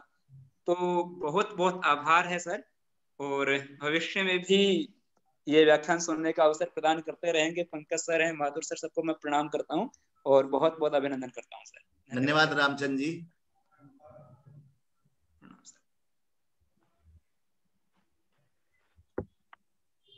यदि कश्चित् प्रश्नो भवतु अथवा जिज्ञासा भवतु तर्हि अवश्यमेव तत्र जो मैंने वेबसाइट की है, जो लिंक बताया, उन्हें खोल के जरूर देखना आप लोग ना। सर इसका लिंक मैंने आपके कहते कहते इसमें चैट में डाल दिया है। हाँ, रामचंद्र जी ने डाल दिया है वो लिंक पूरा। अभी आपका सुनते सुनते मैंने लिंक डाल दिया है उसको। अच्छा अच्छा, बहुत बढ़िया किया। और मैं बहुत लोगों को पता नहीं होगा, पर मैं ये भी बताना चाहूंगा कि वाचस्पति सर ने एक बार बहुत पहले एक कैलेंडर बनाया था। उसमें जो हमारे ये जो तिथियां होती हैं उसके अनुसार वो कैलेंडर बना था और बहुत अद्भुत बना था। मुझे नहीं पता कि वो बनता है कि नहीं बनता, पर वो उसमें बिल्कुल प्रतिदिन जैसे अष्टमी है तो आधा चंद्रमा है, पूर्णिमा को पूरा चंद्रमा उसमें दिखाई देता है। तो बहुत अद्भुत आपका आविष्कार था। बहुत बहुत धन्यवाद सर। नमस्कार सर। वीडियो म्यूट कर लीजिए, अनम्यूट कर लीजिए। जी सर। सर बहुत ही बढ़िया व्याख्यान था, मतलब इतनी नई चीजें पता चली। मेरा सवाल ये है सर कि जैसे अगर हम पाश्चात्य जो सभ्यताएं हैं उनको देखते हैं तो उनमें और भारतीय सभ्यता में बहुत ज्यादा समानताएं मेरे को दिखती हैं। जैसे जो वेदों के जो भगवान हैं, जो वैदिक देवता हैं, और जो ग्रीक माइथोलॉजी के देवता हैं, उनमें बहुत ज्यादा समानता है। या फिर रामायण महाभारत और जो ट्रोजन वॉर है और इलियाड ओडिसी, उनमें समानताएं हैं। चरक संहिता और हिपोक्रेट्स की जो उनका जो 4 ह्यूमर्स वाला जो पूरा उनका एक कॉन्सेप्ट है, उसमें इतनी समानता है। तो इसका क्या आप मतलब बताएंगे, किस तरह से ज्ञान का जो एक तरह से संप्रेषण हो रहा था उस समय, कौन किससे ले रहा था, कौन किससे सीख रहा था, उसके बारे में आप थोड़ा बताएं। बेटा बहुत अच्छा तुमने सवाल किया। ये सबके मन में आता है कि भाई ज्ञान का प्रवाह तो उधर से इधर भी आ सकता है, इधर से उधर भी जा सकता है। देखो एक समय जब यूनान से बहुत ज्यादा संपर्क था भारत में, और उसका आप देखो दर्शन में भी लाभ हुआ, और वराहमिहिर ने लिखा भी है कि ये यवन देश वाले जो हैं ये ज्योतिर्विद्या में तो बहुत ज्यादा उनका लाभ हुआ है। और मैं तो एक ही बात कहना चाहता हूं, देखो सब ईश्वर के पुत्र हैं और सब आपस में विश्व बंधुत्व, बंधुत्व का मतलब कुटुंब का मतलब भी वही होता है कि सब भाई बहन हैं। तो बड़े भाई ने कुछ छोटे भाई को बताया होगा, छोटे भाई ने कुछ बड़े भाई को बताया होगा। किंतु अब जो सबसे सुरक्षित थाती हमारे पास वेद है। देखिए इतना पुराना लिखित ग्रंथ नहीं है। दूसरी बात आपको कहना चाहूंगा, अभी आप फिर खोलना, ये आपने नाम सुना होगा हिट्टी। आप यदि इतिहास पढ़ते होंगे तो ये जो हिट्टी है, जिसको खत्ती भी बोलते हैं, हम अपनी भाषा में बोलेंगे तो क्षत्रिय, खत्ती खत्ती लिखा हुआ है, वो लोग ईसा से 1700 साल पहले, देखो अब चल रहा है 2100 और इसमें 17 और जोड़ लो, उस समय वो कह रहे हैं कि भैया हम जो है आपस में संधि कर रहे हैं, मिट्टाई और हित्ताई। वो मित्र को मानने वाले एक क्षत्रिय हैं, वो कह रहे हैं हम वरुण के साथ संधि करते हैं, हम इंद्र के नाम पर संधि करते हैं। अभी भी तो शपथ होती है ना, गीता के नाम पर शपथ होती है, भगवान के नाम पर शपथ होती है। वो इसी प्रकार आपस में दोनों संधि कर रहे हैं। और ये मैं कोई कपोल कल्पना नहीं है, आप अभी गूगल को खोलोगे तो आपको वो शिलालेख मिल जाएगा जिसमें वो दोनों कह रहे हैं कि भाई इंद्र के नाम पर, वरुण के नाम पर, ना सत्या के नाम पर, ना सत्या माने अश्विनी देवता, इनके नाम पर हम सत्या करते हैं। तो आप ये बताना चाहोगे ये कहाँ के देवता है? भैया देवता तो वेदों के ही हैं। तो निश्चित ही अब ये भी हम ये नहीं कहेंगे कि वेद उनके नहीं है भैया, जैसे हमारे वेद है वैसे उनके वेद है, जैसे हमारे पूजनीय हैं वैसे उनके पूजनीय है। तो यदि वो भी इनके शपथ लेते तो कोई बुराई नहीं है। और जहां तक आप ये कह रहे हो, जैसा वासुदेव कृष्ण की जो एक प्रकार से जीवन चरित्र है वो यूनान वाले देवताओं से बहुत मिलता जुलता है, तो ऐसा संभव है कि जब यूनान का भारत से संपर्क रहा है तो जैसे हमने उनसे ज्योतिर्विद्या की कुछ चीजें सीखी हैं, तो हो सकता है उन्होंने यहाँ से कुछ कथानक आदि सीखी हो। अब दूसरी बात, आप लोगों की कक्षा में भी है शायद पंचतंत्र का आप तो प्रभाव पढ़ते ही हो कि पंचतंत्र ने पूरी दुनिया में किस तरह से प्रचार प्रसार हुआ है। तो केवल पंचतंत्र का नहीं हुआ, पंचतंत्र तो अब लिखित रूप में हमारे पास है, जो भी भारत की विद्याएं थी उनका सब जगह प्रचार प्रसार हुआ। देखो एक बात है, कुछ चीजें लिखा हुआ कहीं नहीं है कि सोने की चिड़िया, कहीं लिखा हुआ नहीं है विश्व गुरु, किंतु ये जो विश्व गुरु शब्द था, ये जो सोने की चिड़िया शब्द था, आपको पता हो कि अंग्रेजों के आने से पहले तक भी जीडीपी जो है भारतवर्ष, पूरी दुनिया में भारत का जो हिस्सा था वो 30% था और अब है 2%। तो कुछ तो बात रही होगी ना कि हस्ती मिटती नहीं हमारी, कुछ बात है कि हस्ती मिटती नहीं हमारी, और वो बात संस्कृति थी। जब तक हमने संस्कृत को पकड़े रखा, सब संस्कृत भाषा को सबसे बड़ी हानि हुई है मैकाले से। मैकाले ने क्या किया, भारत में घृणा पैदा कर दी अपने प्रति, बस उससे भारत की हानि हो गई। मुगलों काल में ऐसा नहीं हुआ। मुगल काल में तो आप जितने ग्रंथ पढ़ रहे हो, काव्य प्रकाश पढ़ रहे हो, जगन्नाथ को पढ़ रहे हो, दुनिया भर के भट्टोजी दीक्षित को पढ़ रहे हो, सबके सब मुगल काल में रचनाएं हुई हैं। और भारतवर्ष का जो अब साहित्य हमारे पास है, मुझे लगता है मुगल काल का ज्यादा है। किंतु जैसे ही अंग्रेजों का, अच्छा एक बात और कहना चाहूंगा, आपको आश्चर्य होगा, जहां जहां ईस्ट इंडिया कंपनी का राज रहा वहां वहां भारत के प्रति उतनी घृणा है, वहां वहां वामपंथ उतना ज्यादा है। जैसे बंगाल में, बंगाल उनकी राजधानी थी कलकत्ता, तो सबसे ज्यादा यदि हिंदू धर्म से कहीं घृणा आपको मिलेगी, वामपंथ मिलेगा, वहां मिलेगा। और राजस्थान में ईस्ट इंडिया कंपनी का कभी राज्य नहीं रहा, तो राजस्थान में सबसे ज्यादा भारत के प्रति आस्था मिलेगी, संस्कृत के प्रति आस्था मिलेगी। आप आकलन करना इस चीज का, यदि ईस्ट इंडिया स्वयं राजस्थान से है जी, ये स्वयं राजस्थान से है। हाँ, तो राजस्थान में देखो संस्कृत की अच्छी स्थिति है, संस्कृत की अच्छी स्थिति, और वहां के राजे रजवाड़े कैसे रहे मैं नहीं कह रहा, क्या विलासता थी क्या थी, किंतु ईस्ट इंडिया कंपनी का राज नहीं था, तो इसलिए अनेकानेक किताबें छपवाई। और आज भी जितने संस्कृत के विद्यालय राजस्थान में, पूरे भारत में कहीं भी नहीं है। तो ये तो एक ईस्ट इंडिया कंपनी का षड्यंत्र था, जिसके कारण से बेटा भारत तो यदि अब धीरे धीरे स्वतंत्र होता जा रहा है, अब स्वतंत्र हो रहा है, अपनी अपनी चीजों को जैसे अपनाएगा, तो विश्व में ये प्राकृतिक है, ये संस्कृत भाषा एक प्राकृतिक है। जैसे हमारी बोली, हम लोग एक ईश्वर की रचना है, वैसे संस्कृत भी ईश्वर की रचना है। और ईश्वर की रचना इसलिए मान रहा हूं, आप ही मैंने जो बताया, जो अभी इन्होंने रामचंद्र जी ने खोल के दिया, खोल के देखना, इतना आश्चर्य हो रहा है कि हर शब्द टूटा, मतलब उसके दाएं बाएं हो रहा है, कहीं ई है, कहीं ए है, कहीं ऊ है। जैसे मैं अग्नि का उदाहरण दे रहा हूँ, अग्नि, उग्नि, एग्नि बोल रहे हैं, किंतु सारी दुनिया वाले वही बोल रहे हैं। क्यों बोल रहे हैं? क्योंकि ये सब वो प्राकृतिक भाषा है, ईश्वर की भाषा, सबके पास वही पहुंची हुई है।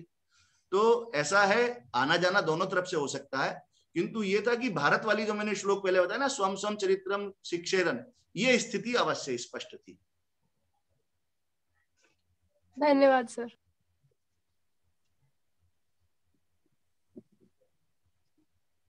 कोई और प्रश्न? नमस्कार सर। आप वीडियो अनम्यूट कर लीजिए।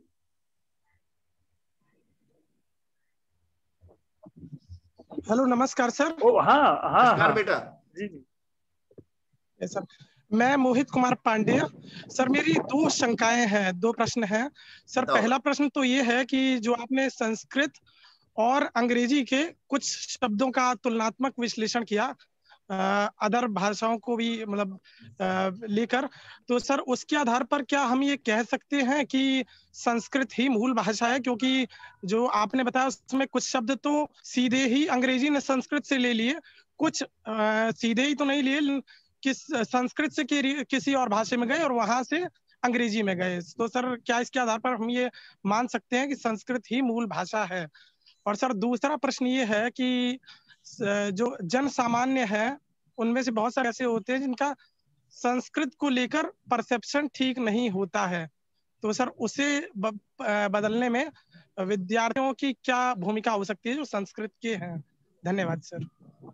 बेटा दोनों ही प्रश्न ये मेरे मन के हैं। मैं तो ये कह रहा हूं, जो मैंने आपको डिक्शनरी बताई है इसको आप देखोगे तो वो तो क्या कह रहा है, वो बार बार ये कहता है कि ये काल्पनिक भाषा रही है मातृभाषा। आप क्योंकि कैसे कहते कि संस्कृत सबकी मूल भाषा है, मैं कह रहा हूं देखो अब जो जीवित भाषा है, याम वयम वक्तुम शक्नुमः सा भाषा और यस्य साहित्यम उपलभ्यते, भाई सबसे पुराना जो हमारा वेद है, आज भी लिखित सबसे पुरानी ग्रंथावली तो वो है, लिखित में तो वही है, उसको कह रहे हैं काल्पनिक कोई ढूंढना चाह रहे हैं। तो ये स्पष्ट है बिल्कुल कि यहाँ पर शब्द सुरक्षित है और जगह थोड़ा सा उनमें स्थानीय कारणों से, देखो भारत में भी जो पहाड़ पे रहने वाला है, जो नेपाल का रहने वाला है, मैं खिल्ली उड़ाने की दृष्टि से नहीं कह रहा, पहाड़ वाले का, मैदान वाले का, बंगाल वाले का कहीं ना कहीं उच्चारण में, लहजे में फर्क आ जाता है, वही लहजे का फर्क है, सारी विश्व भाषा के वही शब्द हैं। अब मान लीजिए बंगाल वाला जल को जौल बोल रहा है, वो बोलना जली चाह रहा है, अरविंद को अरविंद कह रहा है, लिख वो अरविंद ही रहा है, किंतु है क्या वहां के स्थानीय प्रभाव में उसने उसको ओ बना लिया। तो पूरी भाषाओं में सब वही शब्द हैं। और फिर क्या होता है, थोड़ा देखो पंकज जी पढ़ाते हैं भाषा विज्ञान को, कहीं सुविधा वाला विज्ञान भी चलता है, सरलता वाला विज्ञान भी चलता है, प्रदर्शन वाला विज्ञान भी चलता है। तो मैं तो इस बात को बहुत उससे मानता हूं, किंतु अब दुनिया को मनवाना, इसलिए मैंने आज अपना व्याख्यान दिया। दूसरी बात, ये जो आप कह रहे हो कि दुनिया का क्या विषय, मैं तो इसको बहुत अनुभव करता हूँ। जैसे ही आप बताओगे संस्कृत पढ़ते हैं, सामने वाला कंधा उचकाएगा, ऐसा सोचेगा पता नहीं क्या काम कर रहा है, कितना बुरा काम कर रहा है ये। तो उसी बात को बदलने के तो हम ये बात कर रहे हैं कि संस्कृत को ये मैकाले का असर है। देखो आप देखो 1835 27 फरवरी को उसने वो कहा था और अप्रैल में लागू हो गया। उस नियम, उसका नाम ही था अंग्रेजी शिक्षा अधिनियम।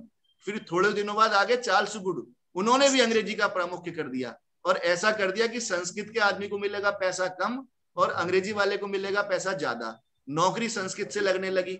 तो क्या हुआ, हर आदमी की घृणा पैदा हो गई। तो अब जो संस्कृत पढ़े वो बेकार, वो बर्बाद। और एक बात और हो गई, जिसको कोई रास्ता ना मिले वो संस्कृत पढ़ने लगा। तो दोनों तरफ से दिशा जो है गलत हो गई थी। किंतु अब हम सब मिलके, आपने प्रश्न पूछा, मेरे मन का प्रश्न है, सब मिलके इसको ठीक कर देंगे। अब संस्कृत के प्रति लोगों का दुर्भाव जो है समाप्त होने वाला है। आचार्य जी नमस्कार। जी कुलदीप जी, वीडियो उद्घाटे तु, वीडियो उद्घाटे तु, मुखदर्शनम अपेक्षते।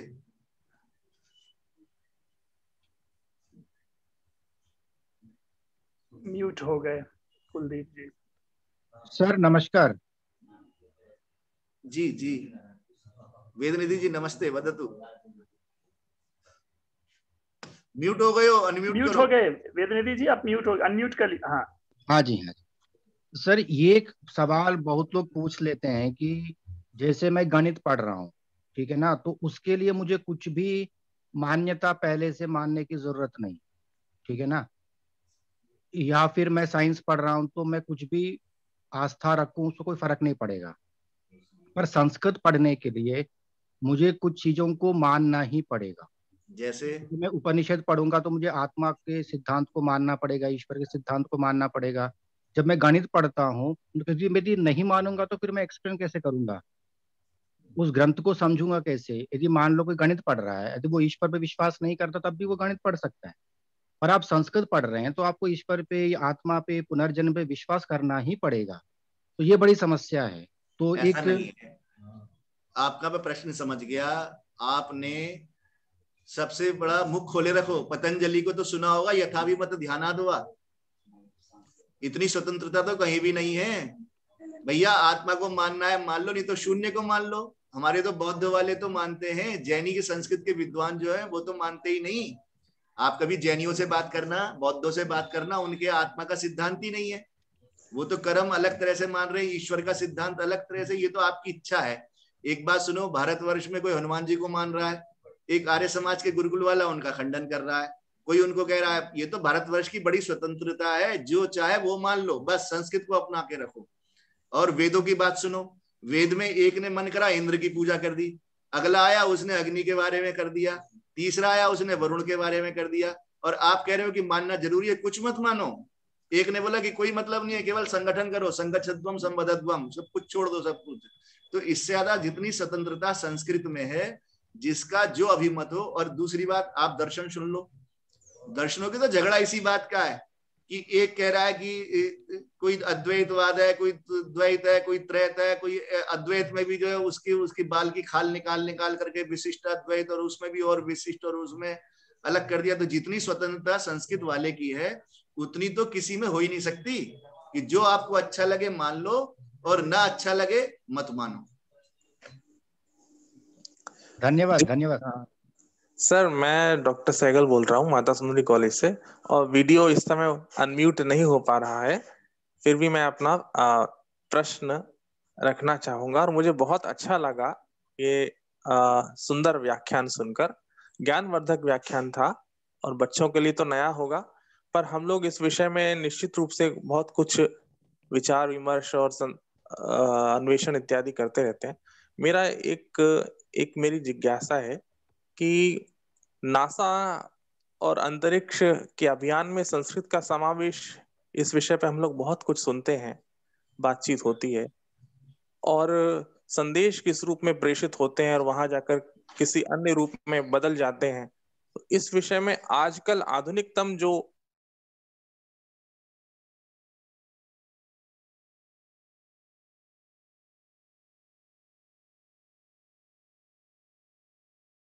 डाल सकें तो। कुलदीप आपकी आवाज चली गई। मैं समझता हूं कि उस लिंक को पकड़ के वाचस्पति जी अगर आप दे उत्तर।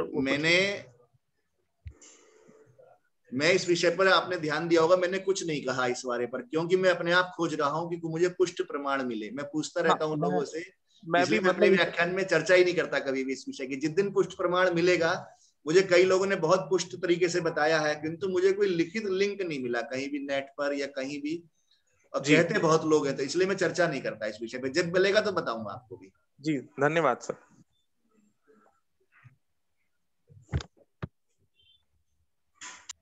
मैं उतनी बात कहता हूं जितने के मेरे पास लिंक रहते हैं, जिससे कि वो प्रमाण मिल जाए।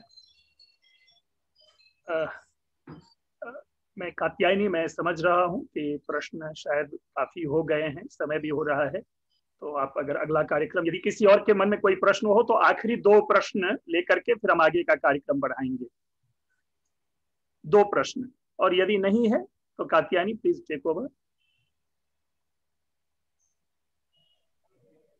भवतु तावत् प्रश्नोत्तर सत्रस्यानन्तरम् अहमस्माकं विभागाध्यक्षान् डॉक्टर आशुतोष दयाल माथुर महोदयान् कार्यक्रमस्य समीक्षायै प्रार्थये। वाचस्पति जी का बहुत बहुत धन्यवाद और कॉलेज में स्वागत। बहुत अच्छा रोचक व्याख्यान रहा निश्चित रूप से। बहुत कुछ अनुसंधान की अपेक्षा है इस क्षेत्र में, लेकिन जो बहुत ज़्यादा ज़रूरी चीज़ है वो ये कि एक हीन भावना छात्रों के मन में से निकाली जाए और छात्रों को ये लगे कि हम अगर जो कुछ कर रहे हैं वो बहुत एक सार्थक कर्म कर रहे हैं संस्कृत पढ़ के। उस चीज़ को आपने बड़ा अच्छा स्थापित किया है। हम भी कोशिश, देखिए संस्कृत का मतलब, जैसे बाद में प्रश्न आया कि क्या संस्कृत का मतलब अमुक ही है, और आपने उसका बड़ा अच्छा उत्तर दिया। बिल्कुल, जितना उदारता, जितना लोकतंत्र संस्कृत में है उतना तो कहीं है ही नहीं। और मैं तो आजकल 1-2 चीज़ें ऐसे रेफरेंसेस मुझे मिले, मैं जहाँ तक मुझे मौका मिल रहा है मैं अपना आत्मालोचन करने की और अपने ऊपर खुद ही टीका टिप्पणी करने की और अपनी गलतियों को खुद ही मानने की जितनी उदार चित्तता संस्कृत में है उतनी कहीं नहीं मिलेगी। लोग कितना ही कहते रहे हैं कि संस्कृत वाले बड़े कट्टर हैं, संस्कृत वाले अमुक है, वो भी एक धारा है। लेकिन आज वाचस्पति जी ने जो 2-3 बातें कही वो बड़ी अच्छी। जब तक पुष्ट प्रमाण नहीं तब तक नहीं बोलना। अनर्थक रूप से संस्कृत में अमुक है, अमुक है, अमुक है, अमुक है कहने की कोई आवश्यकता नहीं है। अरे वैसे ही बहुत कुछ है जो आप कह सकते हैं। तो आप ये समझिए जितना कुछ हम पढ़ते हैं, साहित्य भी साहित्य कम है। नाटकों के बारे में, कविताओं के बारे में, महाकाव्यों के बारे में, चरित्रों के बारे में, कहानियों के बारे में, एक छोटे से छोटे नाटक का अगर आप विश्लेषण करने बैठ जाएं, भास के नाटकों का विश्लेषण करने बैठ जाए तो ही अनंत आप उसमें चर्चा कर सकते हैं। आजकल कुछ लोगों के साथ में बैठकर नाट्य शास्त्र पढ़ रहा हूं, पूरा नाटक की क्या फिलॉसफी होनी चाहिए वो चर्चा कर रहा है। कौन नाटक देख सकता है, कौन नाटक नहीं देख सकता, कौन नाटक देखने का अधिकारी है, कौन अधिकारी नहीं, ये भी चर्चा कर रहा है। इतने सारे विघ्न जो नाटक में आ रहे हैं, उनमें मुख्य विघ्न है वो व्यक्ति है जो व्यक्ति नाटक के प्रेजेंटेशन को, नाटक की प्रस्तुति को किसी भी कारण से बर्दाश्त नहीं कर पा रहा, तो उसको कहा जा रहा है अपनी दृष्टि ठीक करो। तो इस तरह की बातें जो साहित्य में आ रही हैं, धर्मशास्त्र का मैं थोड़ा सा ध्यान देता रहता हूँ। एक बहुत ही अद्भुत प्रसंग मुझे मिल गया, कहाँ मिला? जैमिनी सूत्र पर शाबर भाष्य में। वो तो यहाँ तक कहने को तैयार है कि धर्मशास्त्रों में अगर शास्त्र में भी कुछ लिखा है तो जरा ध्यान से पढ़ लेना भाई, क्योंकि शास्त्र में भी अनर्थक रूप से धूर्ततावश वाक्यों का प्रवेश कराने वाले लोग हमारे यहाँ हो चुके हैं। इसी के आधार पर स्वामी दयानंद सरस्वती ने यहाँ तक कह दिया था कि बहुत सारे शास्त्रों की अप्रामाणिकता ही कह दी थी उन्होंने। बाद में अब धीरे धीरे आर्य समाज में उन दृष्टियों उसको और उन ग्रंथों को पुनः देखने की कोशिश की है, तो वो दृष्टि बदली है। वरना स्वामी जी ने तो पुराणों को, स्मृति, कई ग्रंथों को बिल्कुल ही रिजेक्ट कर दिया था। इसी आधार पर कि स्वयं परंपरा इस बात को मानने को तैयार है कि हमारे यहाँ लोभवश बहुत कुछ धूर्तता शास्त्र में डाल, किसी दुनिया के शास्त्र में, किसी दुनिया की परंपरा में कोई ये नहीं कहेगा कि मेरे शास्त्र में बेईमानी की बातें लिखी हुई हैं, कोई नहीं कहेगा। इतनी, इससे ज्यादा आत्मालोचन आपको कहाँ मिलेगा? इसलिए संस्कृत पढ़ते समय बड़े गर्व का अनुभव होना चाहिए कि हम एक ऐसी विविध शास्त्र परंपरा से हमारा परिचय हो रहा है। बी ऑनर्स में हम आपको वाकई कुछ नहीं पढ़ा पाते, थोड़ा कुछ करा दिया, लेकिन फिर भी कोशिश रहती है, एमए में थोड़ी सी कोशिश रहती है कि कुछ परिचय कई चीजों का हो जाए। अच्छा यह है कि संस्कृत के छात्र अपने जिस भी विषय को पढ़ रहे हो उसको पूरे मन से पढ़ें, जी से पढ़ें, ताकि उसका जो स्वाद है, जो उसका रस है, वो जब आपको मिलेगा तब उसकी महत्ता समझ में आएगी। केवल परीक्षा के लिए पढ़ने से उस शास्त्र की, उस विद्या की महत्ता समझ में नहीं आ सकती। और जो दूसरी बात रही कि वाकई एक इसमें भी कोई शक नहीं है, now it's a time to say these things openly, bluntly, जैसा कि कहा जाने लगा है। शशि थरूर ने इसको बड़ी जोर शोर से जाके इंग्लैंड में जाकर उनको सुना के खरी खोटी सुना के आए कि तुमने हमारे देश के साथ क्या क्या बेईमानी की। बहुत से कुछ लोग पूर्व काल में, जो मध्यकाल में जो बाहर से आक्रांता है, उन्होंने क्या क्या किया उस पर तो खूब खुलकर बोलते, लेकिन अंग्रेज क्या क्या धूर्तता कर गए हमारे देश के साथ, इसके बारे में अभी तक हिंदुस्तान के लोगों की मुंह से आवाज निकलनी शुरू नहीं हुई है। तो जब ये आकलन होगा कि अंग्रेजों ने हमारे साथ क्या किया, और मैकॉले का नाम ले ही लिया, किस तरह से योजनाबद्ध ढंग से सारी संस्कृत विद्या को उन्होंने नष्ट किया, यही सोच कर नष्ट किया, और सबके मन में ये बात बैठा दी कि जो अंग्रेजी पढ़ेगा उसको नौकरी मिलेगी। आज तक वो बात सच हो रही है, आजादी के 75 साल होने के बाद भी। नौकरी और अंग्रेजी को जोड़ दिया, और नौकरी को, सरकारी नौकरी को ऐसी चीज बना दी मानो उससे बढ़कर उत्तम कुछ है नहीं। कितने सरकारी नौकरी मिल रही है दुनिया में? हिंदुस्तान में कितने % सरकारी नौकरी पा रहे, ये कोई नहीं सोचता। बस सरकारी नौकरी का एक हवा जो उन्होंने खड़ा किया वो भी ये था कि अंग्रेज आए हैं, वो अपना चेले चपाटे उनको जमा करने, अपने अनुकूल समर्थक लोग जमा करने हैं, इसलिए उन्होंने अंग्रेजी सरकार की नौकरी को इतना बढ़ावा दिया। और उस एक अंग्रेजी सरकार की नौकरी को बढ़ावा देने के क्रम में जितनी भी हमारी भारतीय परंपरा के विद्यालय थे, टोल थे, उन सबको ध्वस्त कर दिया, निरस्त कर दिया। हमारे कॉलेज के हमारे अध्यापक योगी जी बताते थे कि जब इवन गुरुकुल कांगड़ी जैसे विद्यालय को की जो डिग्रीज थी वो अमान्य थी अंग्रेज सरकार में, इसलिए योगी जी ने शास्त्री कर लिया, आचार्य कर लिया, लेकिन डिग्री 0। फिर से दोबारा से सारे एग्जाम्स दिए, फिर से सारी परीक्षाएं दी, तब कहीं जाकर, वो भी आजादी के बाद कहीं जाकर उनकी, वो भी पोस्ट इंडिपेंडेंस इंडिया में डिग्रीज को, दिल्ली हिंदुस्तान के विश्वविद्यालय जो सरकारी विश्वविद्यालय थे उनकी डिग्रीज को मान्यता थी, तो गुरुकुल कांगड़ी आदि के विश्वविद्यालयों को मान्यता। और अभी भी रोज कुछ ना कुछ आंच आती रहती है, रोज कुछ ना कुछ ऐसी बात चलती रहती है कि नहीं गुरुकुलों को मान्यता नहीं दी जाएगी, पारंपरिक विद्यालयों को मान्यता नहीं दी जाएगी। तो ये खतरा है। इसके लिए तभी कब होगा जब संस्कृत के लोग, संस्कृत के छात्र, संस्कृत के अध्यापक संस्कृत विद्या में, संस्कृत भाषा में जो अद्भुत विद्याएं हैं उनके बारे में अधिक लोगों से चर्चा करेंगे, आपस में चर्चा करेंगे। सबसे पहले हमारे अंदर आत्मविश्वास पैदा हो, तब हम जाकर दूसरों से कह पाएंगे। इसलिए मैं तो यही कहूँगा कि ऐसी गोष्ठियां हम और करें ताकि छात्रों के मन में भी विश्वास आए कि हम एक बहुत अनुकूल, एक बहुत अच्छी विद्या को हम ग्रहण कर रहे हैं और वो उसको पूरे मन से, पूरे मनोयोग से उसमें जुटें, तभी उनका भी और संस्कृत का भी और सारे देश का गौरव फिर से बढ़ेगा। इसी के साथ मैं वाचस्पति जी का एक बार फिर धन्यवाद करता हूँ कि बहुत ही रोचक ढंग से एक हल्का सा सूत्र देकर छात्रों को एक नई दिशा उन्हें दी। ढूंढो, खोजो उसको, डिक्शनरी ऑफ एटिमोलॉजी को, बहुत कुछ मिलेगा। धन्यवाद। सर एक बात कहना चाहूंगा, हमारे यहाँ देखो लोकतंत्र इतना है कि पाणिनि जी को परम प्रमाण मानते हुए महाभाष्यकार ने कितने सूत्रों का खंडन मंडन कर दिया। फिर पूरी श्रद्धा कैयट जो है महाभाष्य पे रख रहे हैं और बीच बीच में चिंत्यम चिंत्यम कहते चले जा रहे हैं।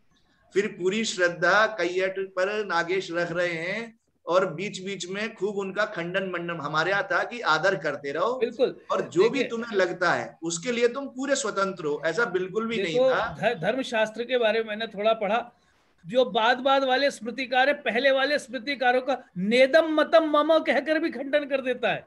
जी जी जी, ये मैं नहीं मानता, और चुप बड़ी आसानी से उसके जो जितना कुछ अनुकूल है वो ग्रहण कर लेंगे, जो प्रतिकूल है उसको छोड़ देंगे।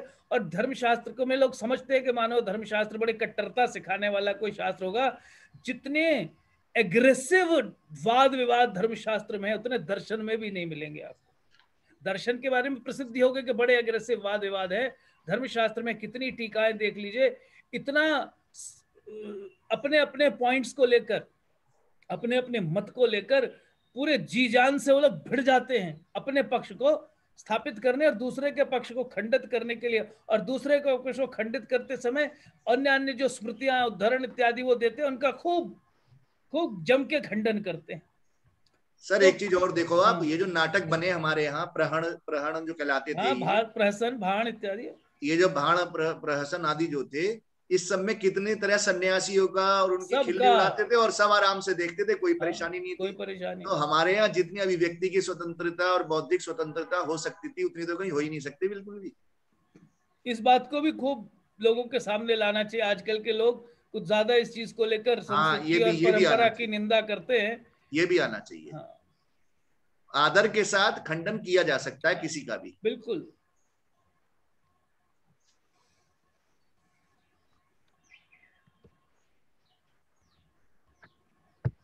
धन्यवादाः महोदयेभ्यः। इदानीम् अस्माकं संस्कृत साहित्य सभायाः परामर्शदातारः डॉक्टर पंकज कुमार मिश्र महाभागाः प्रार्थयन्ते अतिथिवर्याणाम् आभार ज्ञापनाय। सबको नमस्कार। आभार ज्ञापन क्या, मैंने अपने मित्र वाचस्पति जी को एक विशाल हॉल में बोलते सुना था इस विषय पर, और उसी क्षण मैंने ये सोचा था कि इस विमर्श को मैं अपने छात्रों के मध्य लाऊं ताकि उसमें एक योजना बने, वो कैसे शब्दों को पकड़ें, कैसे शब्दों को जाने, भाषा वैज्ञानिक दृष्टि किस प्रकार से चल रही है उनको पकड़े। और हमारी एक ही निवेदन पर उन्होंने स्वीकार किया और आज हमारे बीच में यहाँ आए और बड़े ही सुंदर गहन गंभीर विषय को बड़े ही सरलता से हमारे सामने प्रस्तुत किया। इस कार्यक्रम में मैं उनके प्रति तो धन्यवाद सबसे आखिर में दूंगा, लेकिन जो सबसे पहले तो जो हमारे श्रोतृगण हैं, हम लोग सभी जानते हैं श्रोतारश्च सुदुर्लभा, वे आए अपना समय दे करके और पूर्ण मनोयोग से उन्होंने सुना। सबसे पहले मैं उनके प्रति अपना धन्यवाद ज्ञापन करता हूं और उनसे प्रार्थना भी करता हूं कि हमारे इस तरह के कार्यक्रम आगे भी होते रहेंगे, उसमें भी आप अवश्य आएं। साथ ही जो हमारी टीम है, जो संस्कृत साहित्य सभा की टीम है, विश्वम्भरा की अध्यक्षता में आयुषी सचिव है, शेखर उपाध्यक्ष हैं और अन्य जो भी हैं, मनु, वसुधा, कात्यायनी, गायत्री, नाम ना जिनका याद आ रहा हो उन सब के नाम को लेते हुए अनन्य जी जो कि पीछे से पूरे कार्यक्रम का संचालन कर रहा है, हैंडलिंग कर रहा है, इन सब का धन्यवाद कि पूरे शुचिता पूर्वक ईमानदारी के साथ इस कार्यक्रम की सफलता में लगे हैं। आप सबका धन्यवाद। हमारे विभागाध्यक्ष महोदय, हमारे सर माथुर सर, अब उनके प्रति क्या धन्यवाद दूं, ये तो उन्हीं का कार्यक्रम है।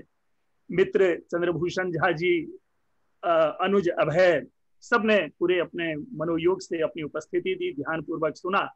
लेकिन इसके साथ ही इस कार्यक्रम को और अधिक रोचक बनाने में रामचंद्र जी की समीक्षा टिप्पणी, शर्मिष्ठा जो कि विवेकानंद स्टडीज सर्कल को देख रही हैं, वेद निधि जो हमारे यहाँ विवेक विहार विवेकानंद कॉलेज से यहाँ थे, कुलदीप जी का प्रश्न और मोहित जी का प्रश्न, इन्होंने इस कार्यक्रम में और गर्मी, एक ऊर्जा लाई, उनके प्रति भी धन्यवाद। और अंत में मैं वक्ता महोदय मित्र के प्रति कोई विशेष शब्द का प्रयोग न करते हुए एक छोटी सी पंक्ति में रखूंगा कि आपको देखकर देखता रह गया, आपको देखकर देखता रह गया, क्या कहें और कहने को क्या रह गया। बस इसी पंक्ति के साथ आपके प्रति आभार प्रकट करते हुए, सबके प्रति धन्यवाद प्रकट करते हुए मैं अधमर्णता को स्वीकार करता हूं।